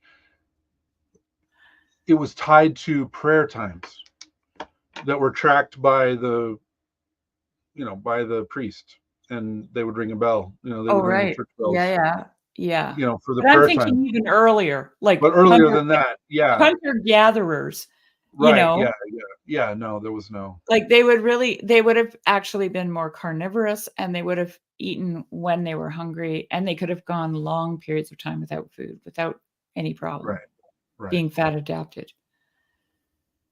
Yeah, anyway, like I heard somebody say once, I don't know who it was, some historian, or they were saying, if you walk through Pompeii, you think you have an idea of how life was in the city of Pompeii, right? Yeah. And maybe you even have a tour guide, and the tour guide's telling you this is how this was done, and then the people did that, and this is what they thought about these things. And then all of a sudden some time traveling boy from Pompeii shows up and just starts laughing because none of what the tour guide is saying is true. And I mean, we've had those kinds of experiences just traveling in a foreign land and getting, let's say we're with a tour and some American is giving his group the explanation for this place, but then you get to talk to a local and the local's like, no, Yeah, right. you know? Yeah. And I think of that often because here we are parsing out ancient texts like the scriptures, even the lives of the saints. Yeah. Right. And we have no conception of how they thought about these, like actually where they were in a qualitative manner in the world. We don't Right. have any conception of that because, well, we used to wear wristwatches, but now we have phones. So, and alarms and reminders and I can't help but think of Emil Bock every time I think about the way it is today, because I remember when people would say things like, "Oh, now we have printers. Now we won't have to write. Everything we'll have so much more free time." You know, now we have vacuum cleaners. Now we have washing machines. Now we have, but time just gets more and more intense, and everybody's under more and more pressure. And it's More just, compressed. what Yeah. an interesting phenomenon, right? Well, I watched a documentary. They were interviewing people that had been born in the 1800s and who were alive in 2000. And there was a Yeah. lady in there. One lady I remember, she just said, we had, Tuesday was wash day, and we were Mhm. doing laundry all day. Wednesday was bread day, and we were making bread for the week and for our neighbors, and then Thursday was, clean out the house day, and we had to sweep everything and dust everything and mop everything, and it was just like the days. It was almost a liturgical calendar of chores, where it was just tied to certain days, and that's what you did all that Yeah. day, But while you were doing it, you were singing. This was another thing too that, as you were talking about, we couldn't get into the minds of the pre-moderns. I got a little taste of that growing up, and living with my grandparents. Is that my grandmother was constantly singing. She knew hundreds of songs by Nate heart. talks about that, his grandmother doing the same thing. Yeah. And my grandpa too, we would be out just walking in the field, and he'd just start singing a song, and just Mhm. he started teaching me the songs, and I'd sing along with him. And same with my grandma, she had started teaching me the songs, and she'd be doing it, I'd be singing along, and it was just like that was how you Pass the time. passed the time. You were singing constantly, Mhm. like that's how they learned the Psalms. Oh, Not my grandparents, but that's how they yeah, learned the Psalms. They had music for all of them, and you could remember it. They yeah. would memorize the whole Psalter. Camille Paglia talks about the loss of that kind of community, especially for women, Yeah. 'cause, like, I watched a talk that she gave a long time ago. I just thought it was so fantastic. I think she's fantastic, actually. Um, and she was talking about how, the women would take their laundry down to the middle of the village and wash at the fountain, and it was always on a certain day because that day was reserved for that. Right. And that's where they would sing together, they would fight about things, they would, instruct the younger women on how to do stuff, and wisdom was communally shared. And she was bemoaning the fact that women actually don't have that anymore, like, Hmm. and I mean, I watched this talk that she gave years ago, and it really struck me how much of a loss that is for women, Hmm. that they don't have older women, and they don't have that kind of community with older women to, um yeah, like, I mean, older women can be really brutal too. Like, I mean, they can put you in your place as a young woman, Yeah. you know? Yeah. Yeah. And, I've seen that. I think the Apache would call it being shot by an arrow. It was Hmm. just a look. Yes. A look. That was Yeah. it. That's all you needed. Yeah. Yeah. Yeah. I've You seen the know? Babushka look. Yeah, I get it. Yeah. My mother was good at those. We called them her evil eye, you know? Right. And, the members of our church once upon a time couldn't believe how much power she had in her evil eye. Because if we were fiddling in church, all she had to do was give us the look, and it was silence. Yeah. No, well, and I will say, young men are also, and older men are experiencing the same grieving process, right? Like in our parish, there have been several younger men who have come to me and to a few of the other older guys, and they want to create more of this opportunity to just hang out, like, because like while women are washing clothes, men were, Oh, working in yeah. the fields together, and it was the same, teasing each other, but also giving each other wisdom. You learn how to do things. You're learning, and you're helping each other, and and I think that was one of my biggest takeaways from Northwestuary was the sheer beauty of older people and younger people sitting together and listening Oh to each yeah. other. You know, Isn't it that just does awesome? not happen enough anymore. It's No, it very doesn't. It doesn't happen. I keep dropping a link into the chat, so come on in, come on in.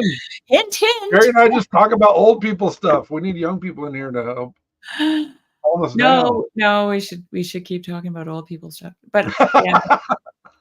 Well, yeah, I am Kind of my working on this app. wheelhouse. I think it'll be really fun to have like prayer times tied to, because I wanted prayer times tied to the sun in your area, so it actually uses your location to know when the third hour, sixth hour, ninth hour are, so that you can get those alerts, get notifications on your phone that it's time to get up Yeah. from your stupid computer and go say your third hour prayer, go say your sixth hour prayer. And it's tied to the sun and not just to 9 o'clock, noon, 3 o'clock. I can't wait for your little app. Working on it. Working on it. So William says women working raw wool together while singing. I do it, but all alone. No, you do it with us, so you're virtually not alone. Yeah, actually, I was on the. I was sitting in the voice chat yesterday with my camera on, so everybody could see me sorting through fleeces.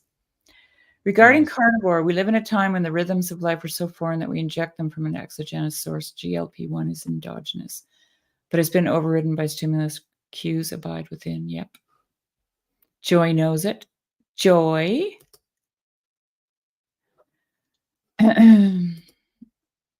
Oh, nice. We've been trying to figure out how to notify ourselves for the prayer times.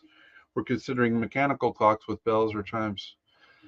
Yeah, well, see, that's the thing is like, that's good. Like, obviously, praying is good, but I wanted to do it like the pre-clock times where you were tied to an hourglass.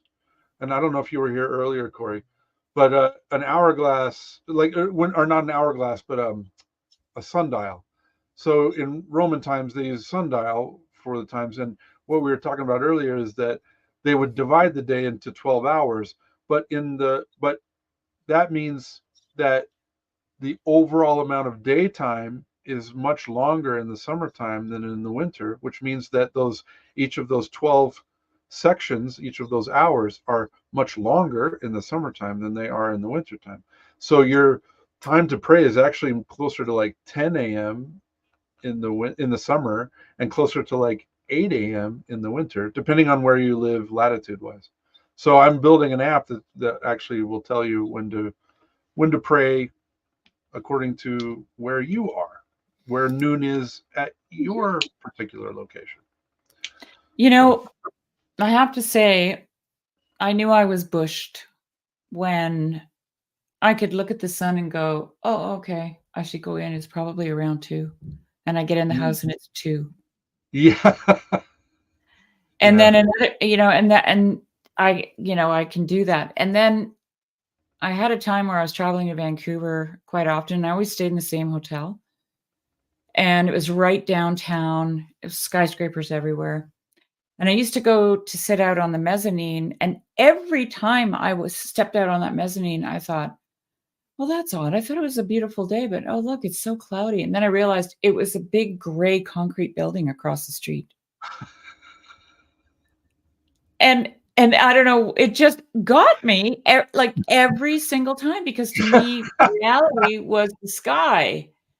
And what was in the sky was gray clouds, right? And I was just like, that I was shocked at how dependent I was on the sky, because I felt disoriented in that hotel because I couldn't ever see the sky. Right. So I didn't know what time it was, Jeremy, and I didn't know what the weather was doing, and I didn't know where the wind was coming from, and I needed to know all that stuff, right?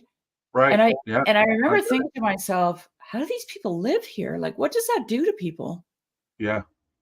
Yeah. Seriously. Very disembodied. Yeah, no, I know. I had the same experience when I was in when I moved to Toronto to be a Mormon missionary. I got out of the subway and I was like, which way? Because it was a purely cloudy day, so there was no shadows. It was one of those hazy, cloudy days, so there's no shadows. And I was like, which way is north? Which way is south? And someone was like, well, the lake's down there, so that way's south. And I was like, well, I can't see the lake. How am I supposed to know? They just kind of knew, because of the orientation of the streets. But it was very disorienting being downtown Toronto on a cloudy day. I had I had to just eventually memorize the map so I could know. Actually, I went and bought a compass like 10 minutes later. I was like, I I felt can't. like I felt like some kind of wild man from Borneo in Vancouver because I was really didn't my body and my mind and my spirit felt weird being in that place without the sky, the sun, the Yeah, wind.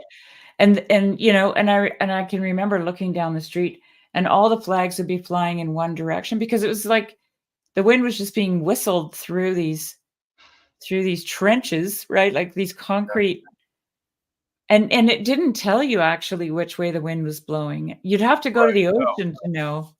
You know what I mean? Like, Yes. Yeah, because they're it's just really crazy. around the buildings. Yeah, it's very disorienting. Well, what Mhm. was strange to me is that I had always grown up with mountains, and so being in a city in a flat area where the tallest things are all buildings was also very disorienting. Like it made me feel like I was in an artificial weird world, Exactly. and Yeah. it didn't feel. In a fishbowl. Yeah, and I lacked it made it difficult to feel humble, right? Because like you just look at these buildings, you're like, well, these are man-made, and look how tall they are, and look how towering they are, and look how we've conquered this, area. And then when you look at a mountain and then you try to climb the mountain, you go, oh. Mm. And there was just less opportunity for that. I mean, it was Mm-mm. harder to get that sense of like humility from nature when I lived in Yeah. the city.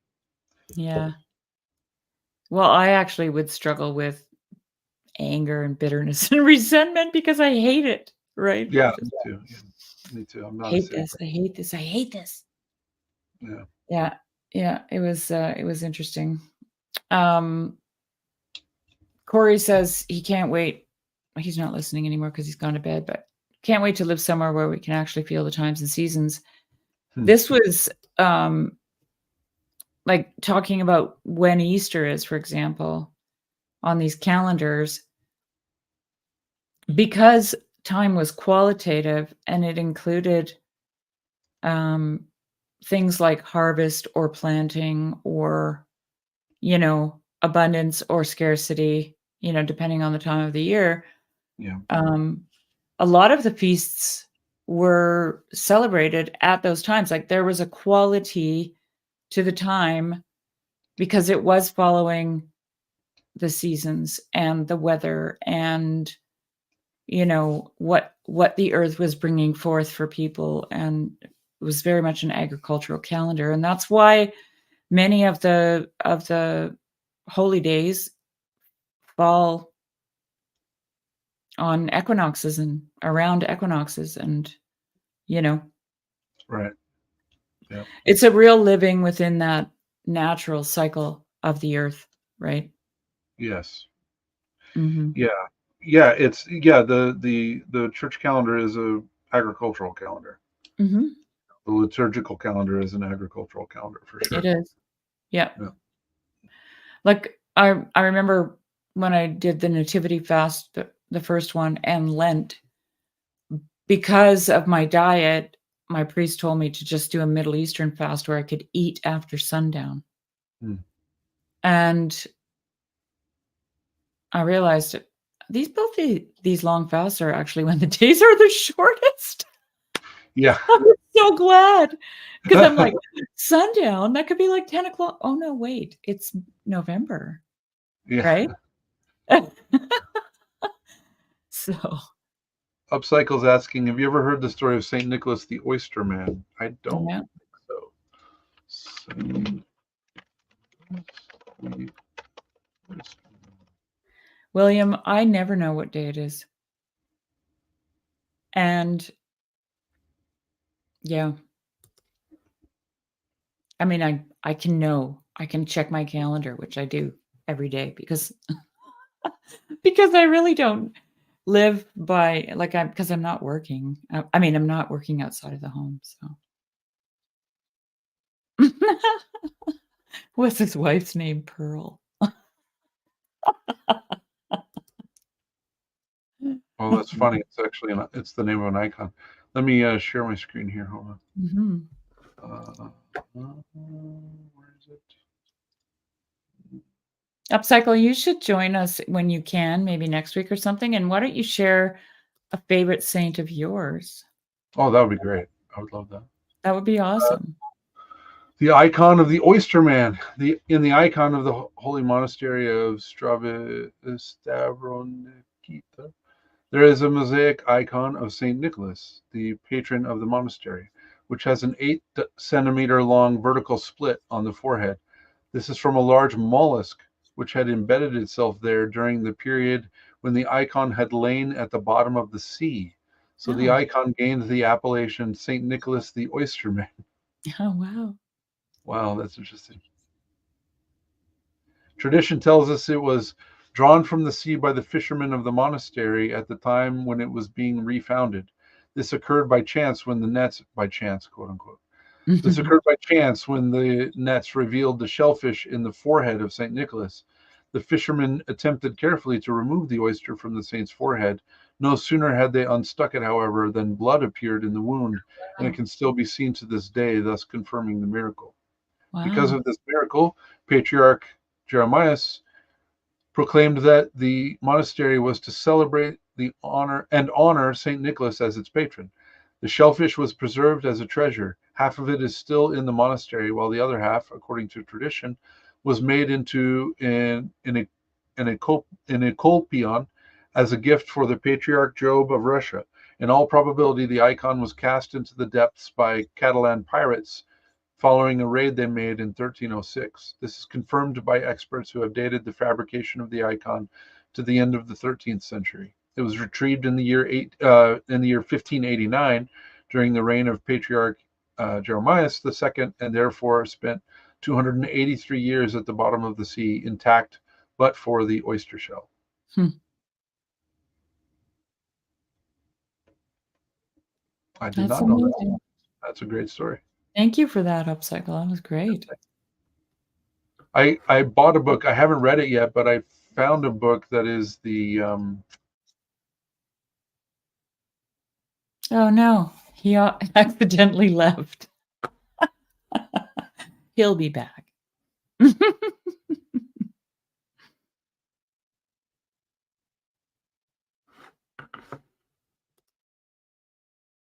Jeremy, what happened?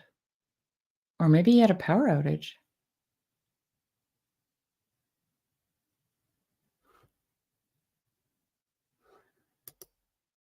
Yes, that was the icon from the sea. I have to message him now and see where the heck he went. Oh, there he is. I hit the wrong button. You're not the only one. I mean, I'm not the only one who's trigger happy. Yeah, no, I hit the wrong button. I was like, oh, whoops, that was not the right button to hit right there. Anyway, I found a book. Let me pull it up. Let's see. Saint Nicholas. It was a let's see if we can. It was like the life of Saint Nicholas, and someone did a lot of research and actually wrote, like, put together the whole life of Saint Nicholas. Oh yeah, this is, or I think this is it. Yeah, Saint Nicholas of Myra, the life and legacy of the ancient Christian bishop who became the inspiration for Santa Claus.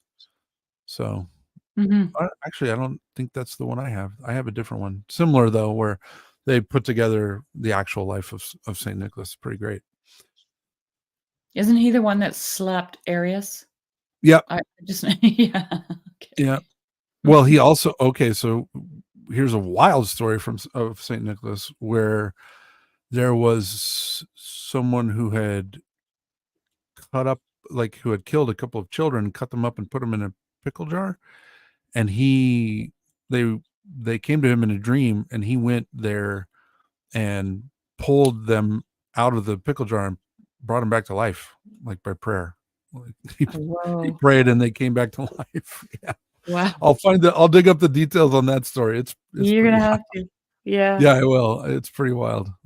In Switzerland, the Christmas is a very long holiday. So the 6th of December, and I believe it is on the Orthodox calendar too, is St. Nicholas Day.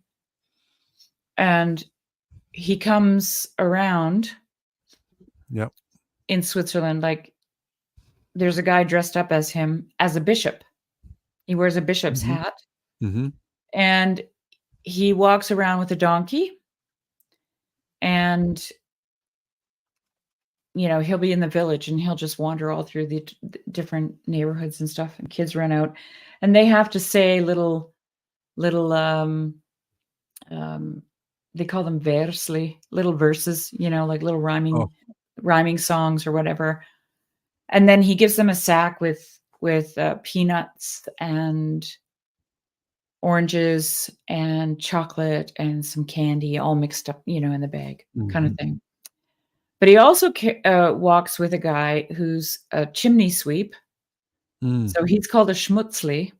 So he's all black. Schmutz is dirt, right? Yeah, right. And a schmutzli was a chimney sweep. So he's Okay. covered in he's all black. It's not blackface. It's actually soot from cleaning chimneys. And he has this big broom, that he carries with him. And if the kid hasn't been good, then the schmutzli will carry him away and beat him with the broom. Nice. Never happens, but Sounds kind of like Krampus. Do you know Krampus? The story of Krampus? Do you know Krampus? No. Similar. I think it's in Austria.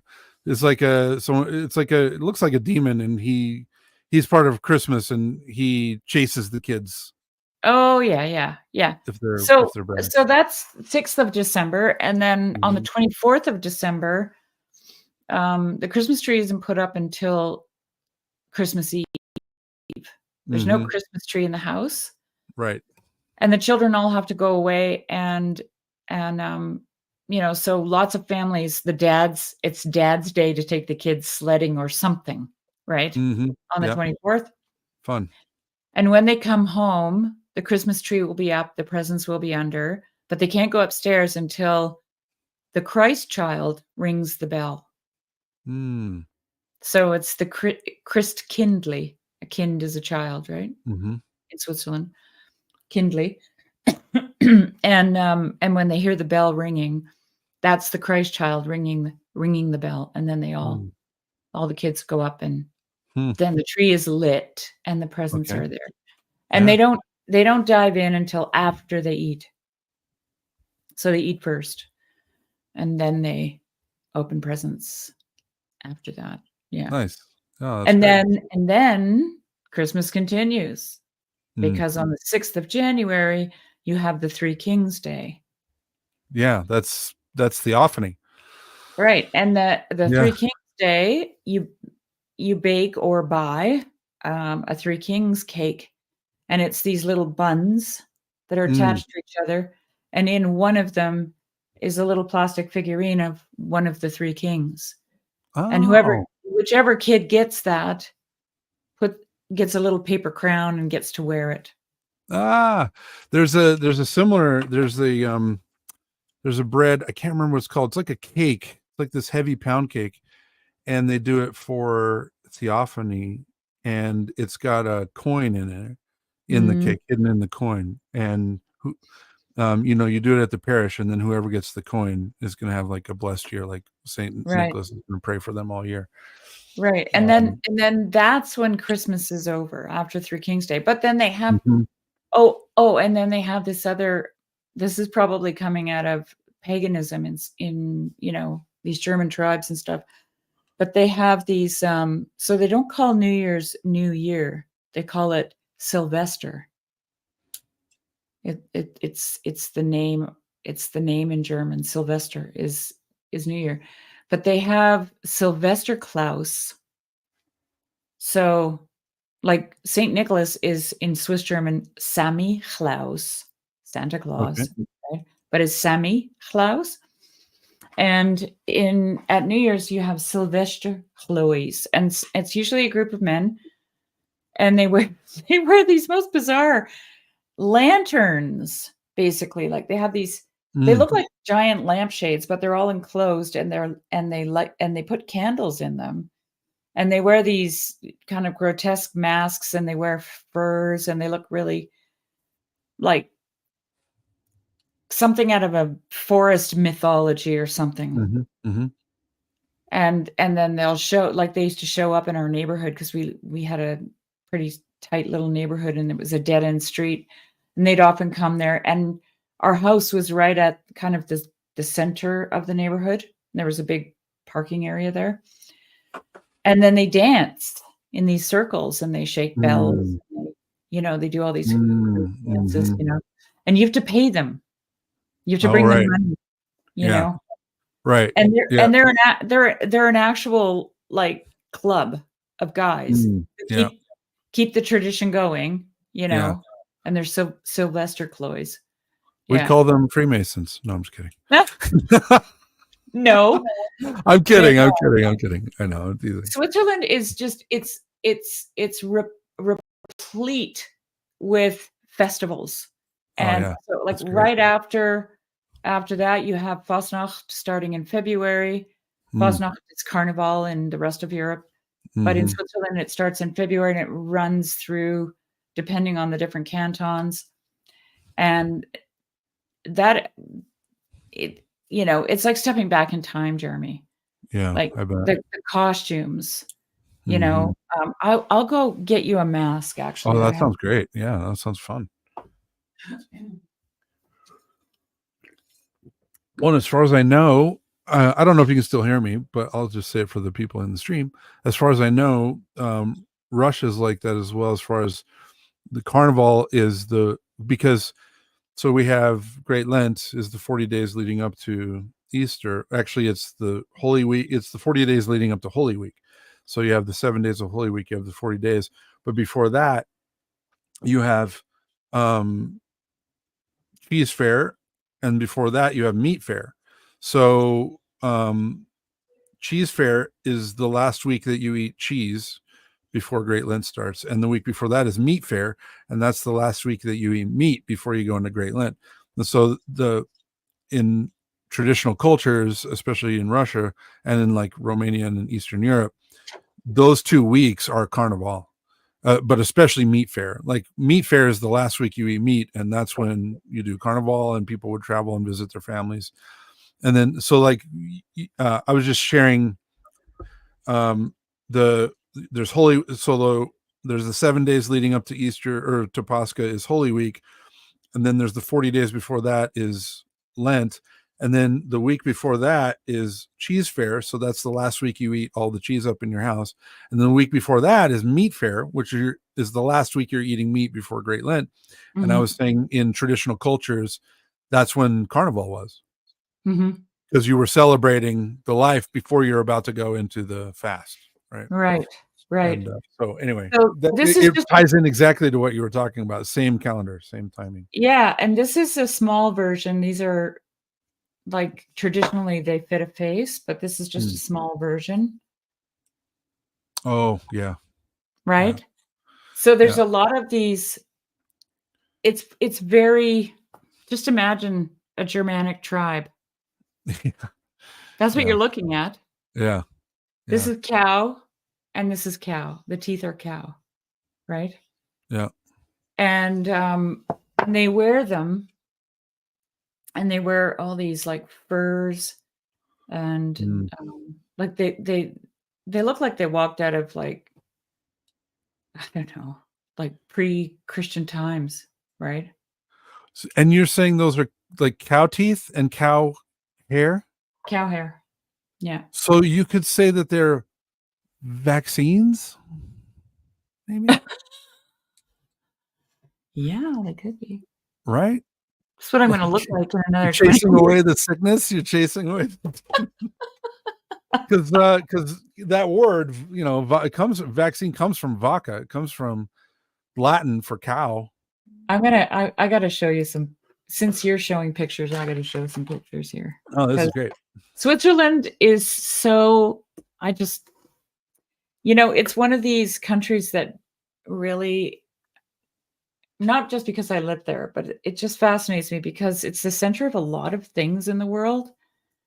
But at the same time, it's very pagan in a way, or I don't even know how to say it. Old world. Yeah, it's definitely.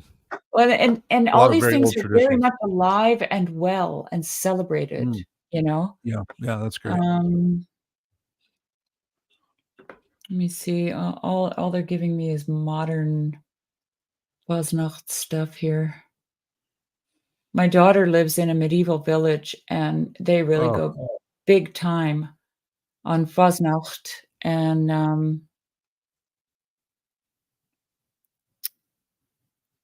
okay, here's here's some. I don't like the way Google Images is anymore.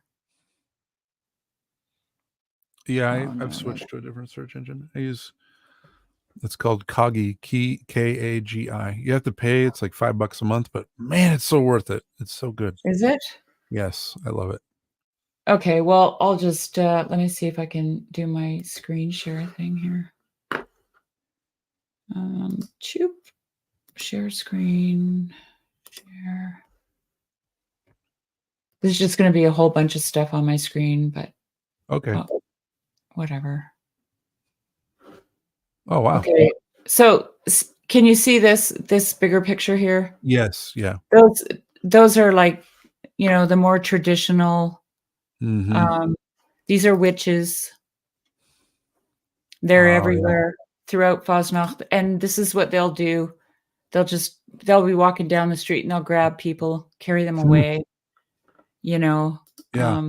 There's I can't see that one very well. There's a better one. There's a Oh, witch yeah. with her broom. Here's some guys. Look at them. Mountain Wow. men. That's wild.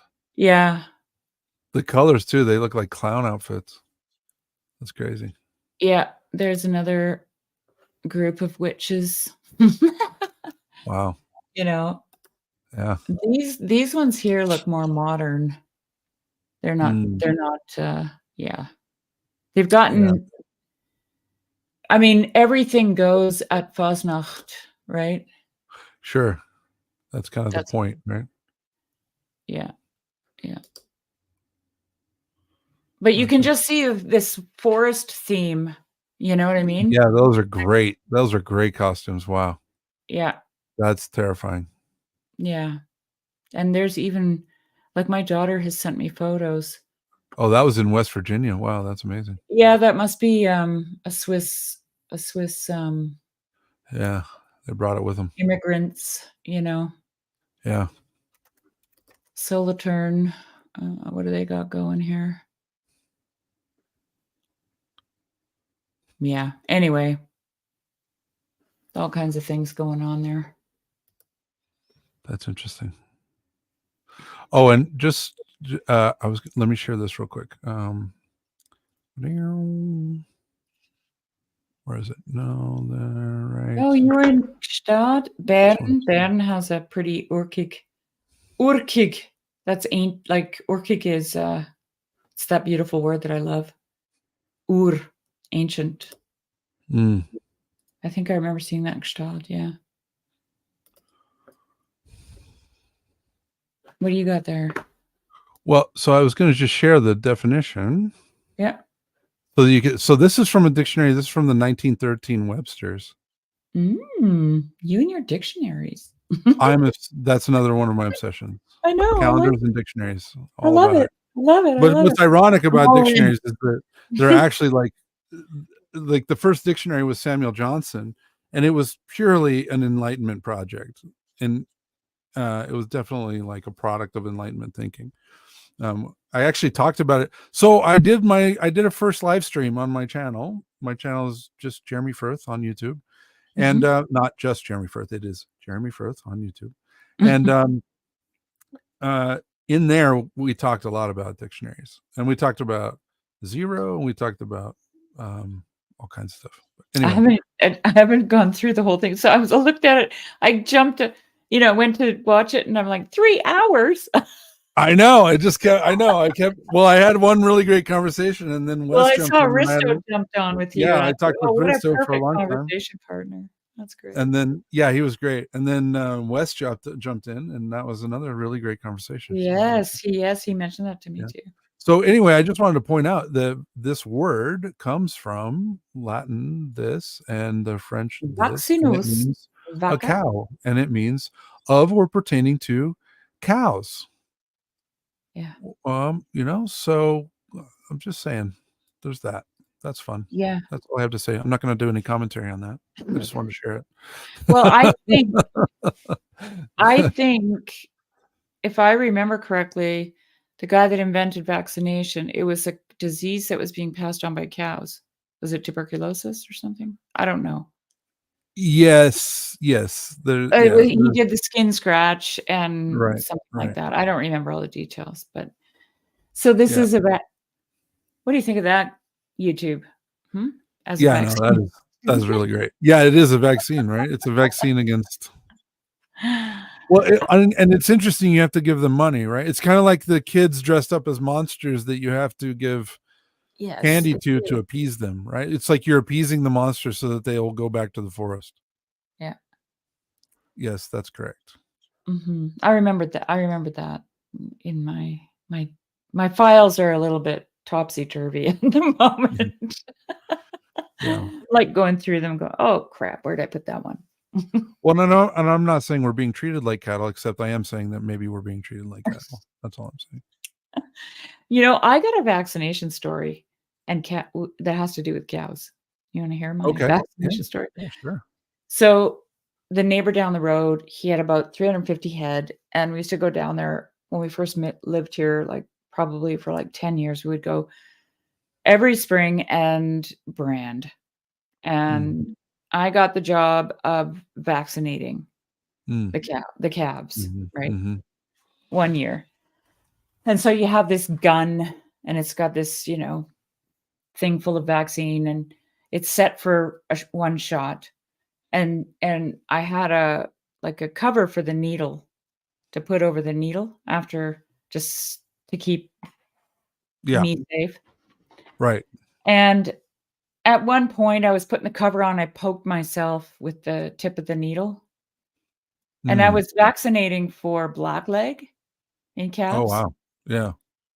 And I don't know, about 2 hours later, I'm like, oh man, I don't feel good. And I said to Uli, I think I'm gonna go to the truck and sit down for a bit. And I walked over to the truck and just projectile vomited all over my face. It was just like an instant turnaround, At one point, I'm like wrestling calves and vaccinating, and then all of a sudden and then my neighbor runs out, and apparently, it's a thing. People have vaccinated themselves. And I didn't actually inject anything. Right. It's just enough. Yeah. Wow.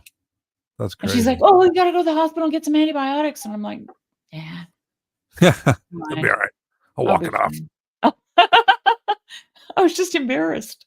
Yeah. More than I get it. Yeah.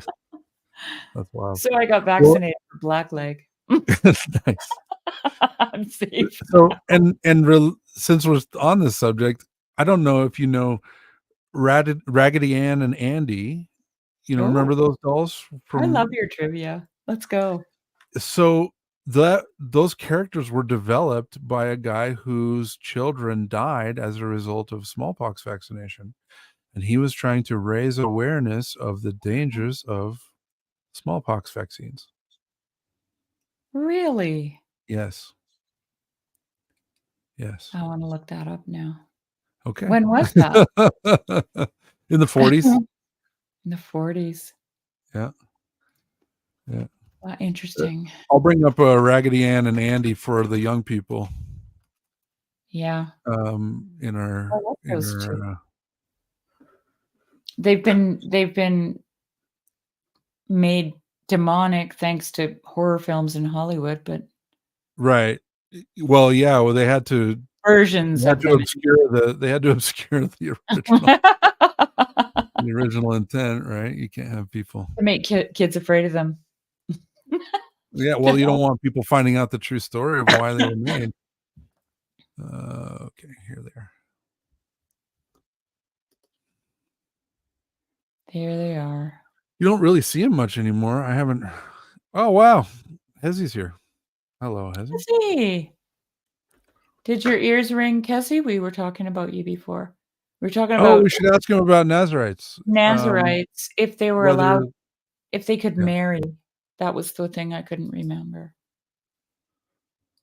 Could Nazarites marry? It Yeah, we didn't were seem talking that about they were Jewish having aesthetic. problems having sex because we remember the story of Samson. Well, yeah, I think that was It's been part of recorded the. for all time. Yeah, I think that was part of the upside down nature of what was being revealed in the Book of Judges, though. How everything was upside down. Oh yeah. Okay. And so Samson was part of that, where he was revealing that. So then he had to just mash it all. That's the thing, eh? You had to what? He had to smash it. Yeah. He had to make it all come down. Yep. You had to Bring it all down. After being blinded, right? Mm-hmm. Yeah. An utter mistake. He had to be blinded so that he could see. Yeah, that's nice. Mm-hmm. Nazarites could and should marry. Oh, okay.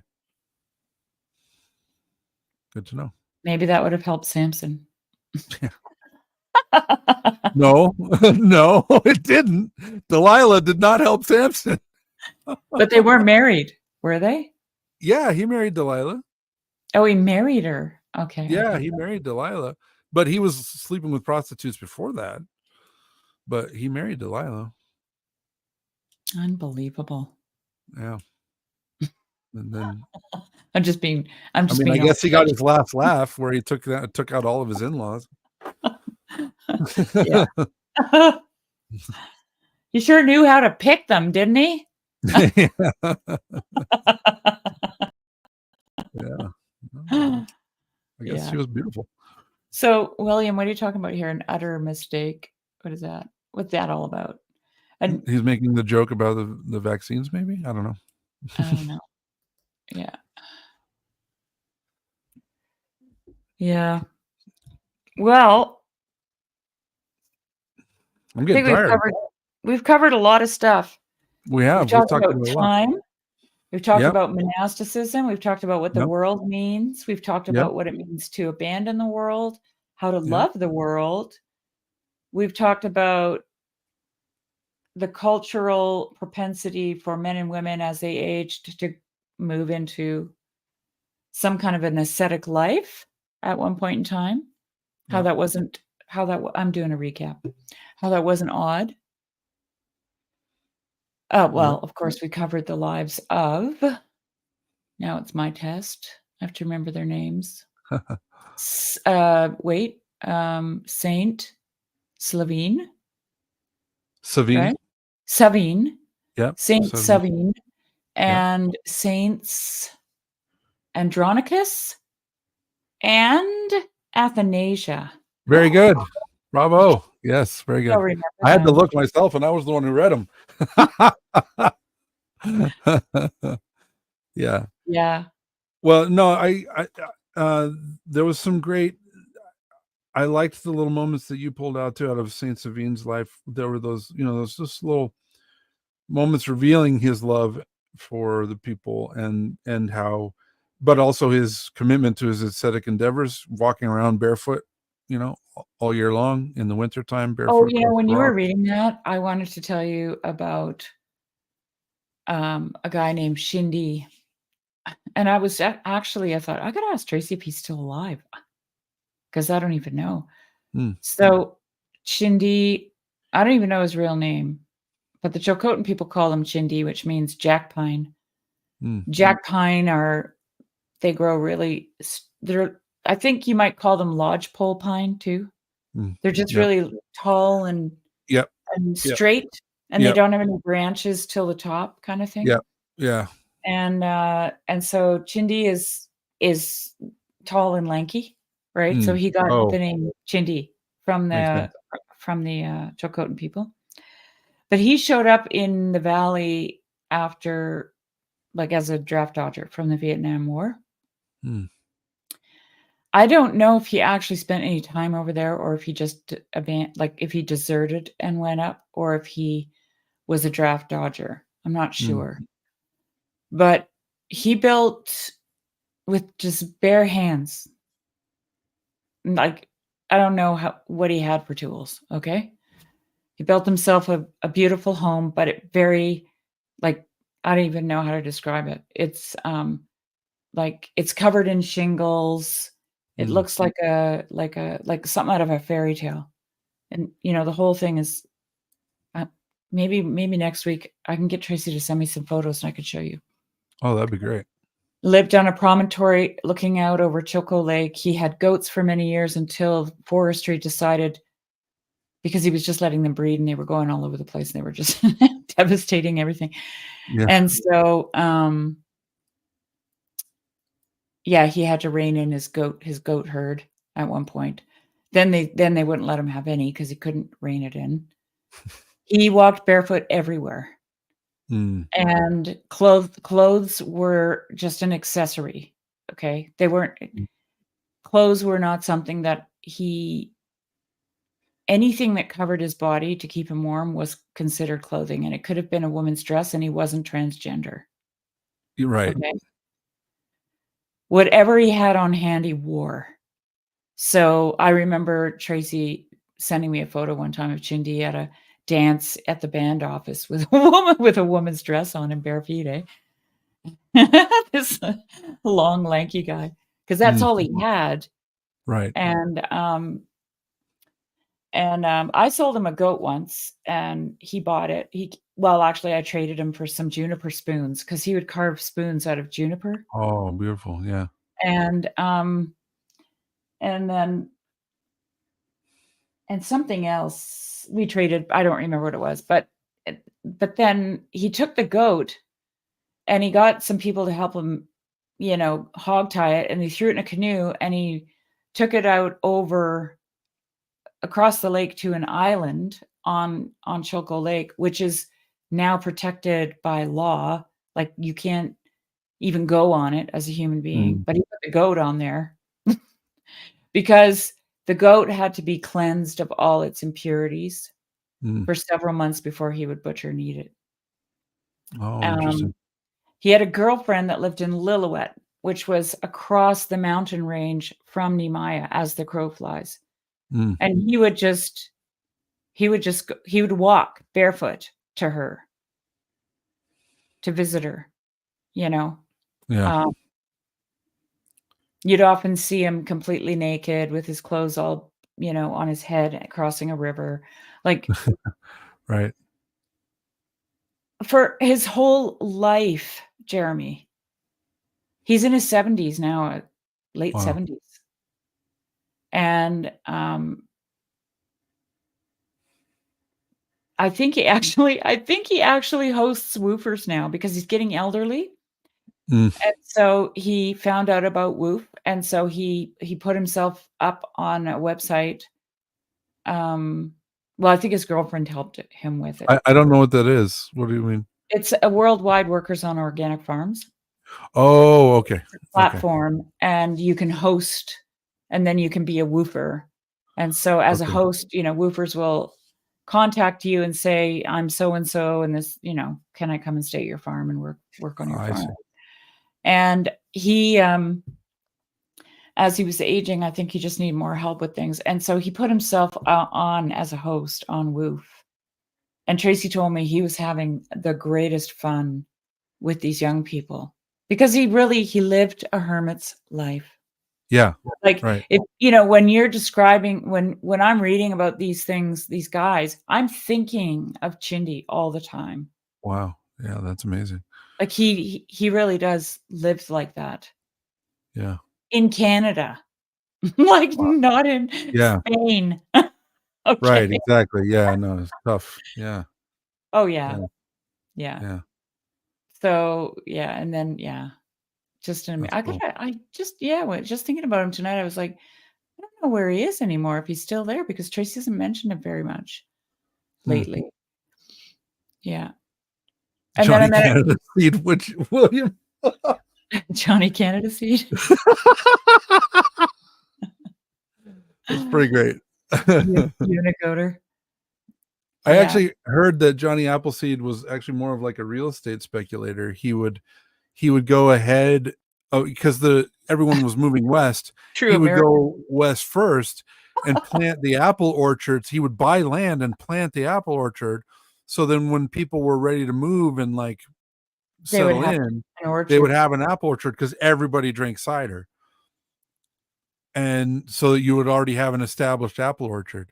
And so he was just going ahead and establishing apple orchards ahead of people and then selling it when they would move in. And he's super rich guy. But anyway. I beg to differ. Sorry, William. I ate a ton of goat meat. Did never get a parasite. I would always let my goats. Chindy was never worried about parasites. He was worried about toxins. Yeah. And grain. He didn't like grain-fed anything. Yeah. So, I mean, I didn't grain feed. I only grained my does when I was milking them, but I didn't grain feed I didn't fatten up anything with grain. Yeah. But I had a guy here from France. He was a woofer. And because we had woofers too. And him and his dad ran an organic dairy farm in France. So they couldn't use any antibiotics. If they used antibiotics in animals, they might as well shoot it first because it's no good anymore. And no dewormers, no nothing. And so we butchered a bunch of goats when he was here at that time. And he showed us how to check to see if your goats had worms, where he just took a hose with a nozzle, like a power nozzle, and sprayed through the intestines and just looked at the inside of the intestine and also the contents. And none of our goats had any parasites in their intestines. No worms, no nothing. Wow. But here's the thing. A native elder in Telegraph told me, if you watch the horses, they'll graze all summer on the fields, and then in the fall they'll go into the woods and deworm themselves. And there are a lot of astringent plants in the woods. And I watched my animals because I used to herd my goats, so I used to go with them. And there were a lot of plants that they wouldn't touch all summer long, but in the fall they ate tons of them, and they were all the astringents, like bearberry. Wow. That's interesting. Yeah, it's super interesting. And they would deworm themselves for the winter. Wow. And I think like horse ivermectin. Like, how ironic is that? Like, it was like they had their own horse paste. That's hilarious. That's amazing. And well, there's a lot of astringent herbs, actually. Almost everything that grows in the boreal forest is astringent on the like ground cover and stuff. Oh yeah. And the horses would eat tons of rose hips. Oh. Which is full of vitamin C, as you know. Yeah. So the first 2 years I had my sheep, I wasn't familiar with sheep, and I was afraid to let them roam because you hear these stories about sheep being stupid, and they're not. No, they're not. And so cows are a lot dumber than sheep, but that's a long debate.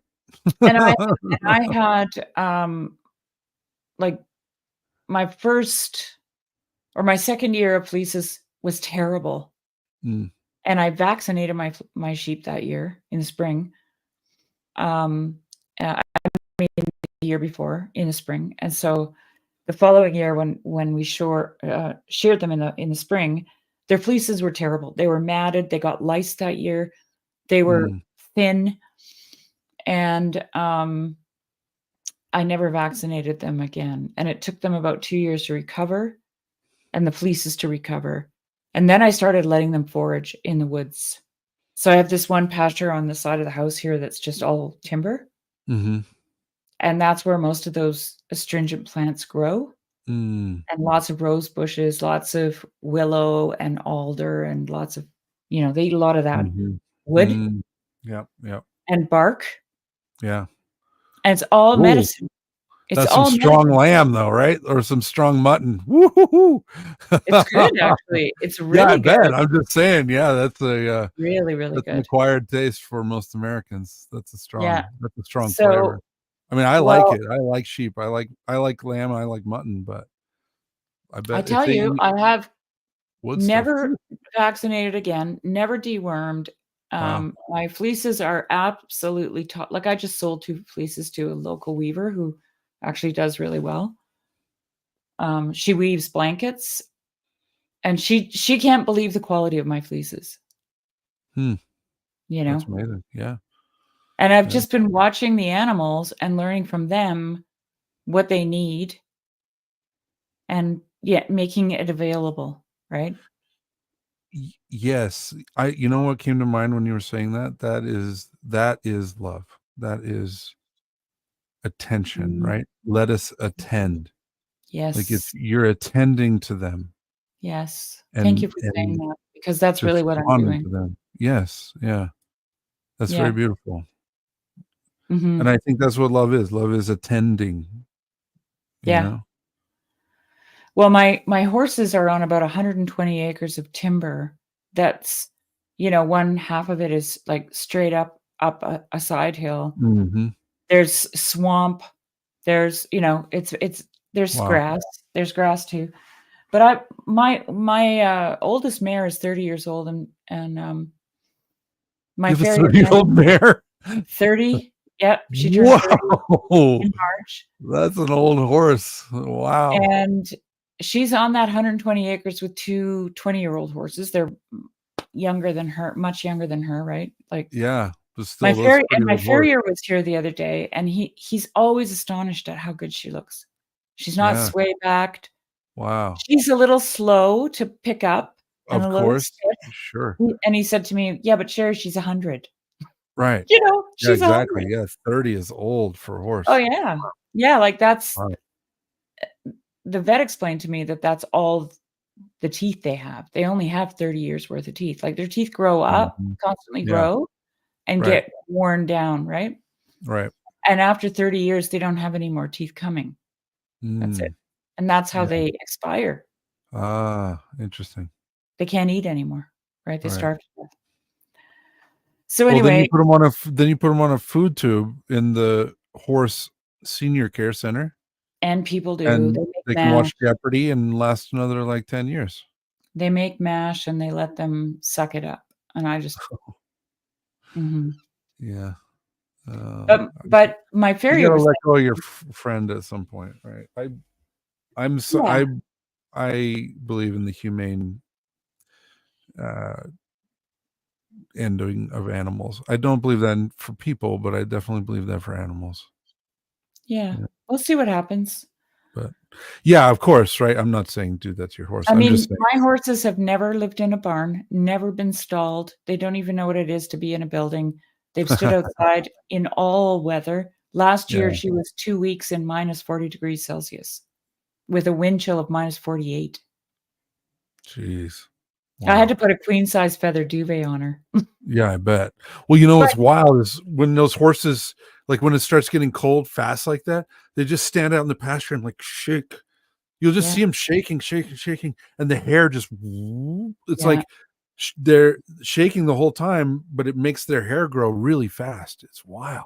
Like Mhm. in 3 days, they'll have their winter coat. Yeah, this year I'm gonna buy her a blanket, a proper horse blanket, because I couldn't keep that freaking duvet on her, and I'd wake up Yeah, in the morning, and she'd be out there just, freezing. stiff, Yeah. and, and I parked her and her alone just in front of the bale so she could eat constantly, Oh, yeah. but because the other 2 geldings, they just go, if I do that. So, but, Yeah.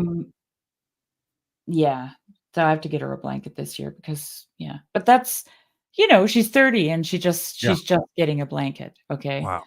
But like That's my tough. farrier said, if she wasn't moving like that out there on 120 acres, climbing hills and following those guys wherever they go, she would probably be crippled by now. Yeah. She's moving Yeah. all the time. Yeah. Yeah. Yeah. There's the term I heard for that is compressed morbidity, right? So, in our culture, we have this long drawn out period of dying, where you're just miserable for years and not really mobile and starting to lose your mind. And a lot of that is from lifestyle choices, dietary choices. And but those people who stay active and it actually correlates with grip strength. So people who have high grip strength have a compressed morbidity. So it's like they're healthy, then they get really sick and they're gone. Or they fall and break their hip and get sick and then they're gone. And they're like within a month or two, they go from being great to that's it. Yeah. That's the side effect of being tough, basically. Yeah. Is compressed morbidity. We've only had to shoot one horse. She was also in her 30s, and she was given to us because my youngest daughter could just get on her and go. She was an Arab mare. She was very light, very springy, very fit. Yeah. But she got kicked by I was boarding this kind of wild gelding, and he was just a knothead, and he kicked her one day in the shoulder. And she, I came home from work one day and she was laying out. It was a hot summer day and she was laying in the field and flat out. And I'm like, oh my God, how long has she been out there? Because she couldn't get up because of her shoulder. Oh, yeah. And so for a couple months, every time she'd lay down, I'd try to, I'd have to help her up or halter her up and, drag her up. Yeah. And then finally it was just like, we can't leave her like that. She's going to Right. suffer and die, right? Because they can't lay long. Right. They don't lay long naturally. No. Yeah. And so that was not easy to take her for a walk down to the boneyard. Yeah. Yeah. So yeah. Not looking forward to this with Snowflake. I've had her since she was 4 years old. Yeah. No, it's the old Yeller story, right? And the red, where the red fern grows, right? And there's more references for young people. Go look that up. Where the red fern grows is still one of my favorite stories. Like Where the Red Fern Grows is such a beautiful book. Oh my God, it's such a beautiful book. Yeah. That one holds up. I went back and read it again as an adult, and that one definitely holds up. It's a beautiful story. And you know what? There's another great author. Maybe we can end on a positive note. Yeah. Farley Mowat. I don't know that author. He's Canadian. Oh. Farley Mowat. He's Canadian, eh? That was my favorite thing. Everything in Canada, like whenever they get the chance, they're like, "Oh, he's Canadian, It's just like, okay, neat. We're very proud of our people. Yeah, oh, that's true. Yeah. They're humble. Jim Carrey, he's Canadian, Oh, the John Candy, yeah, he's Canadian, Oh, Rick Moranis, yeah, he's Canadian, Like, yeah, I could tell whenever he talks. Oh, Alanis Morissette, she's Canadian. Oh, yes, I did know that. Because you're the 50th Canadian today who told me. Okay, so tell me his name. Farley Mowat. Farley, how do you spell the last name? Mowat. Okay, I just wrote it in chat so that then I can write it down. Well, he wrote Call of the Wild. Oh, I think it was Farley Mowat. Wait, I gotta double check that now. He was a naturalist, and he's the guy that went out and lived with the wolves in the Arctic. Oh, remember that movie? Yes. Okay. Yes. Environmentalist. No, he wrote Never Cry Wolf. Okay, that's the one. Yeah, I always get them. Never Cry Wolf. Okay. Never Cry Wolf, but he also wrote tons of books. Okay, and there's one called, if anybody knows or has grandchildren or knows someone with young adults, there's a wonderful book called Owls in the Family, and all his stories are true. Like, they're his life experiences.